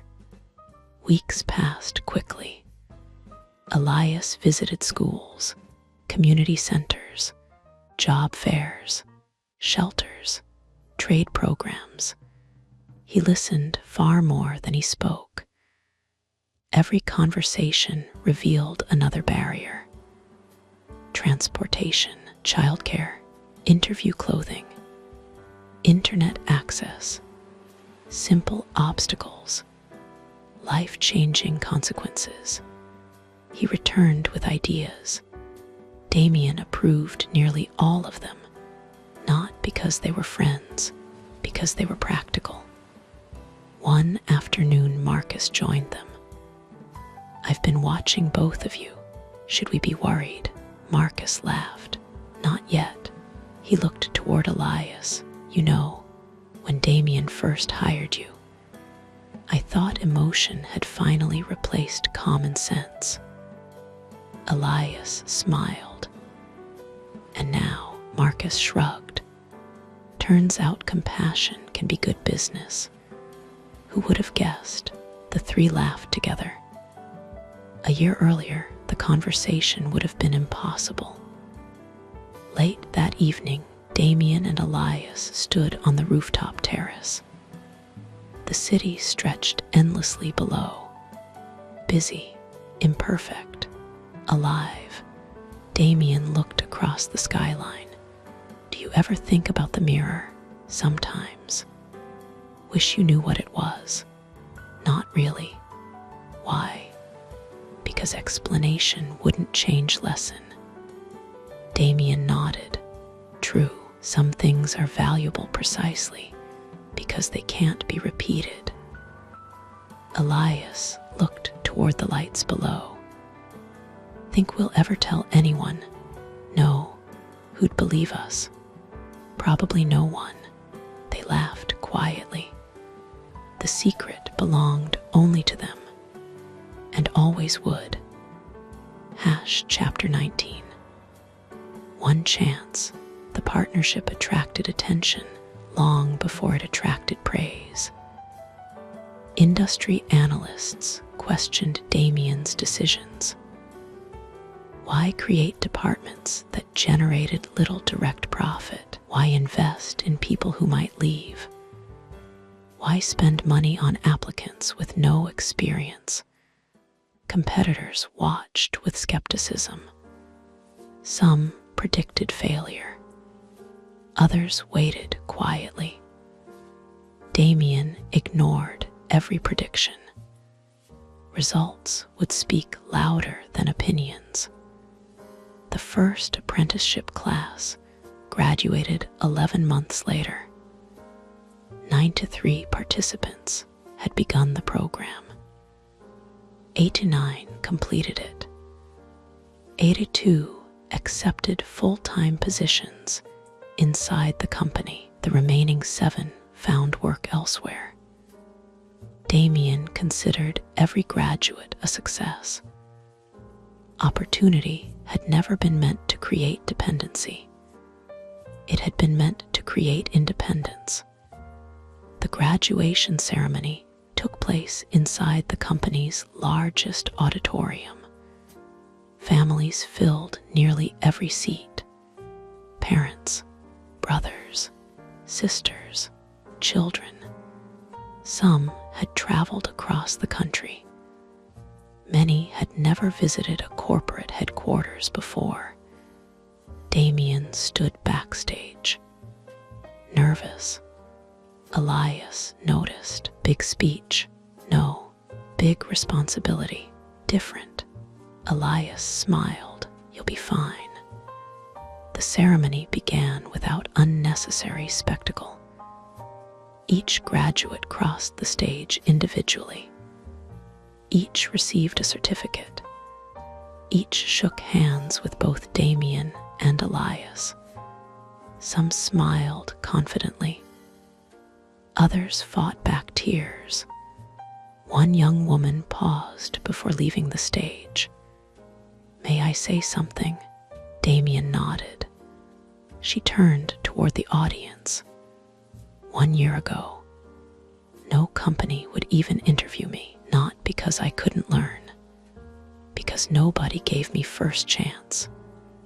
She looked toward Damien and Elias. "You did. Now my daughter thinks engineers wear names like mine." The auditorium erupted into applause. Damien quietly looked away for a moment. He remembered standing outside employment offices, invisible, no longer. Months passed. The company expanded carefully, not faster, better. Internal promotions increased dramatically. Employee turnover declined. Workplace injuries continued falling. Productivity improved. Customer satisfaction reached record levels. Unexpectedly, profits also increased. Not immediately, gradually. The financial press called it surprising. Damien did not. People worked harder when they believed someone cared, whether they succeeded. Elias rarely stayed inside headquarters. Most weeks he spent more time outside the building than within it. He visited vocational schools, youth centers, shelters, community organizations. He listened to stories, collected ideas, found talented people who had simply been overlooked. One afternoon, he met a 17-year-old repairing bicycles behind a community center. No formal education, no certifications. Yet the teenager had rebuilt an electric motor using discarded parts. Elias watched quietly. "Who taught you?" "Nobody." "Internet videos. Trial and error." "Would you like to study engineering?" "Can't afford it." "Maybe you don't have to." 6 months later, the teenager entered the apprenticeship program. 3 years later, he became one of the company's youngest engineering specialists. Stories like that multiplied. A single mother completed cybersecurity training while using company childcare. A former factory worker became a software tester. A refugee who spoke little English became a network technician after language support and technical training. None became wealthy overnight. That had never been the goal. They gained something more durable, a future. One evening, Marcus entered Damien's office carrying an old newspaper. "Remember this?" Damien looked at the headline. "Tech giant under investigation after whistleblower claims." "I remember." Marcus placed another newspaper beside it. "New apprenticeship model reshapes corporate hiring." He smiled. Funny how quickly headlines change. Damien shook his head. "Headlines don't matter. Lives do." Marcus laughed. "I was afraid you'd say something like that." Sophia knocked before entering. "Sorry to interrupt. There's someone asking to see you." "Appointment?" "No. Should I reschedule?" "Who is it?" She smiled. "You should probably see for yourself." Outside reception stood Robert, the homeless man who had shared coffee, bought him soup, offered encouragement beneath the overpass. He looked healthier, cleaner, still wearing simple clothes. Damien immediately recognized him. Robert smiled. "Didn't think you'd remember." "I'll never forget." They shook hands warmly. "How have you been?" Better, actually, much better. Robert handed over a company identification card. Facilities maintenance. Started 3 months ago. Damien stared at the card. You work here. Thanks to one of those hiring programs. He smiled. Turns out somebody thought experience wasn't everything. Damien felt his throat tighten. Robert continued, didn't know you worked here until receptionist mentioned your name. Small world, Damien quietly laughed. Smaller than you think. They shared coffee in the employee cafeteria. Robert looked around. Good place, good people trying to be. Robert smiled. Remember what I told you? Which part? People don't see poverty until they live it. Damien nodded. I remember every word. Robert looked thoughtfully at him. Something tells me you do. Neither asked further questions. Some understanding required no explanation. That evening, Damien found Elias in the rooftop garden. Guess who visited today? Who? Robert. The soup, the coffee, the overpass. Elias smiled immediately. How's he doing? Works here now. Really, really. They stood quietly, watching employees leave for the evening. Hundreds of people, each carrying different worries, different dreams, different lives. Damien spoke softly. Funny, I used to think changing thousands of lives required enormous sacrifices.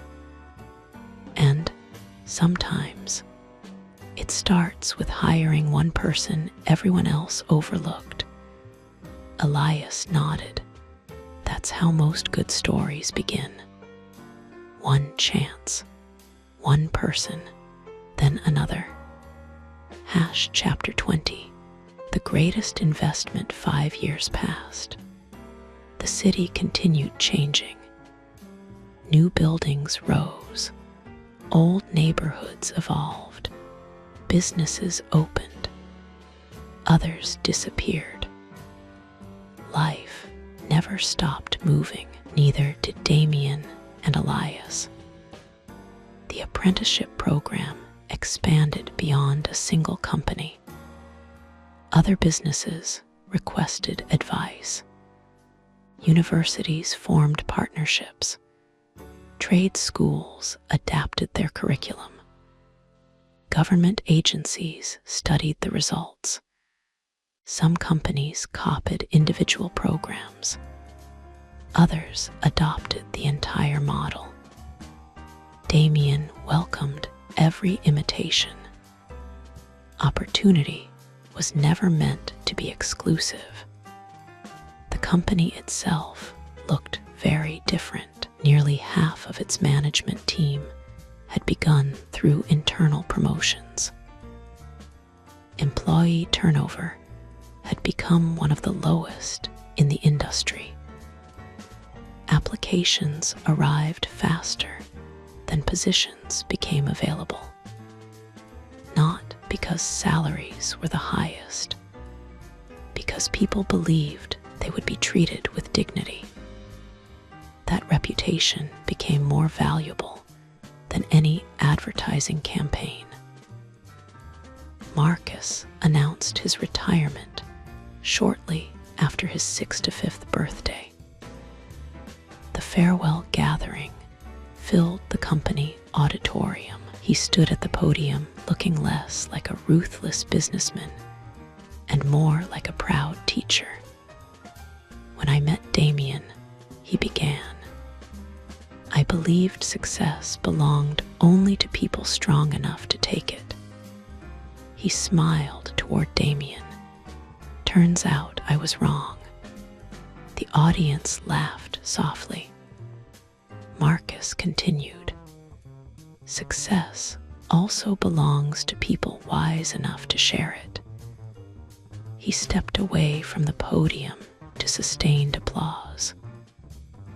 Later, he quietly approached Damien. Never thought I'd retire from company like this. Any regrets? Marcus looked around at the employees laughing together. Only one. Which one? Wish I'd learned lessons sooner. Sophia became Chief Operating Officer. Many people believed she had always been destined for the role. Only Damien knew how often she had quietly carried the company through difficult years. On the morning of her promotion, she entered Damien's office with a familiar expression. "You wanted to see me. Congratulations." For what? He handed her the official documents. She read them twice, then looked back at him. "Coup, if you'll accept," she laughed. "I spent years trying not to disappoint you." Damien smiled. "You never did." She became unexpectedly emotional, you know. She paused. "Working for you used to be frightening. I know. Now it's meaningful. Thank you." He shook his head. "No, thank you." Elias continued leading community development. The department no longer fit inside a single office. It had grown into dozens of programs across multiple cities. Scholarships, small business grants, housing partnerships, technical education, mentorship, emergency assistance. Every initiative operated with the same philosophy. Don't solve someone's life for them. Help them build it themselves. One afternoon, a young apprentice knocked on Elias's office door. "Do you have a minute?" "Always." The young man sat down nervously. "I wanted to thank you." "For what?" "For believing I could do this." Elias smiled. "I didn't." The apprentice looked confused. "I believed you could learn. You proved everything else yourself." The young man left smiling. The words stayed with him for years, just as Greg's words had once stayed with Damien. That autumn, Noah graduated from university. Engineering, exactly as he had dreamed. The family celebration took place in a small restaurant. Mrs. Ramirez attended. Greg came. Linda brought her children. Mr. Wilson arrived with his cane, healthier than ever. Robert joined as well. So did Sophia, Marcus, several apprentices, friends from different parts of life, people who never would have met without one impossible storm. No one realized it, except two men. After dinner, the group moved to a nearby park. Children played beneath the setting sun.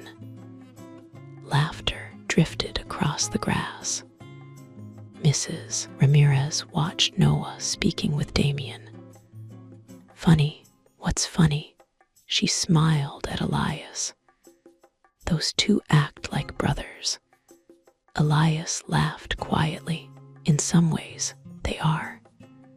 As evening settled, Damien and Elias walked away from the group for a few minutes. They stopped beside a small lake. The same lake where they had first spoken after returning to their own bodies. The water remained perfectly still. "Do you ever miss it?" Damien asked. "The swap, sometimes. Not because I'd want it again, because it reminded me every day that life can change without asking permission." Damien nodded. "True." A gentle breeze crossed the lake. For a brief moment, the surface reflected light, in a way that reminded them both of polished bronze. Then it disappeared. Neither mentioned it. Some memories were better left untouched. Damien broke the silence. When I was younger, I thought greatest investment I'd ever make would be company, or technology, or market. Elias smiled. Changed your mind completely. He looked toward the people gathered across the park. Noah laughing with Greg. Sophia talking with Mrs. Ramirez. Marcus listening to Mr. Wilson's stories. Robert teaching Linda's children how to skip stones across the lake. Lives connected in ways none of them understood. Damien spoke quietly. Greatest investment I ever made was learning another person's life. Elias looked toward his friend. Expensive lesson. Very worth it. Damien smiled. Every second. The sun slowly disappeared beyond the skyline. The city lights awakened one by one. Life continued, as it always would. Somewhere, a young graduate received their first opportunity. Somewhere, a struggling parent found unexpected support. Somewhere, a company decided to invest in people instead of only numbers. Neither Damien nor Elias could change every life. They had never tried. Changing every life had always been impossible. Changing one life at a time, that was enough. Because every person who received a chance eventually had the power to give someone else one. The chain never truly ended. It simply continued, quietly, patiently, one act of kindness at a time. The abandoned chapel remained standing on the edge of the city for several more years before it was finally demolished. Workers found nothing unusual inside. No mirror, no hidden chamber, no explanation. Only cracked stone, weathered wood, broken stained glass. Whatever had happened there had left no physical trace. Only two men carried proof that it had ever existed. Neither ever spoke publicly about the impossible months they had shared. They didn't need to. Their lives told the story better than words ever could. And somewhere, beyond reason or understanding, perhaps that had always been the purpose. Not to exchange two bodies, but to exchange two perspectives. Because empathy cannot be inherited. It cannot be purchased. It cannot be taught through speeches, books, or wealth alone. Sometimes it must be lived. The end.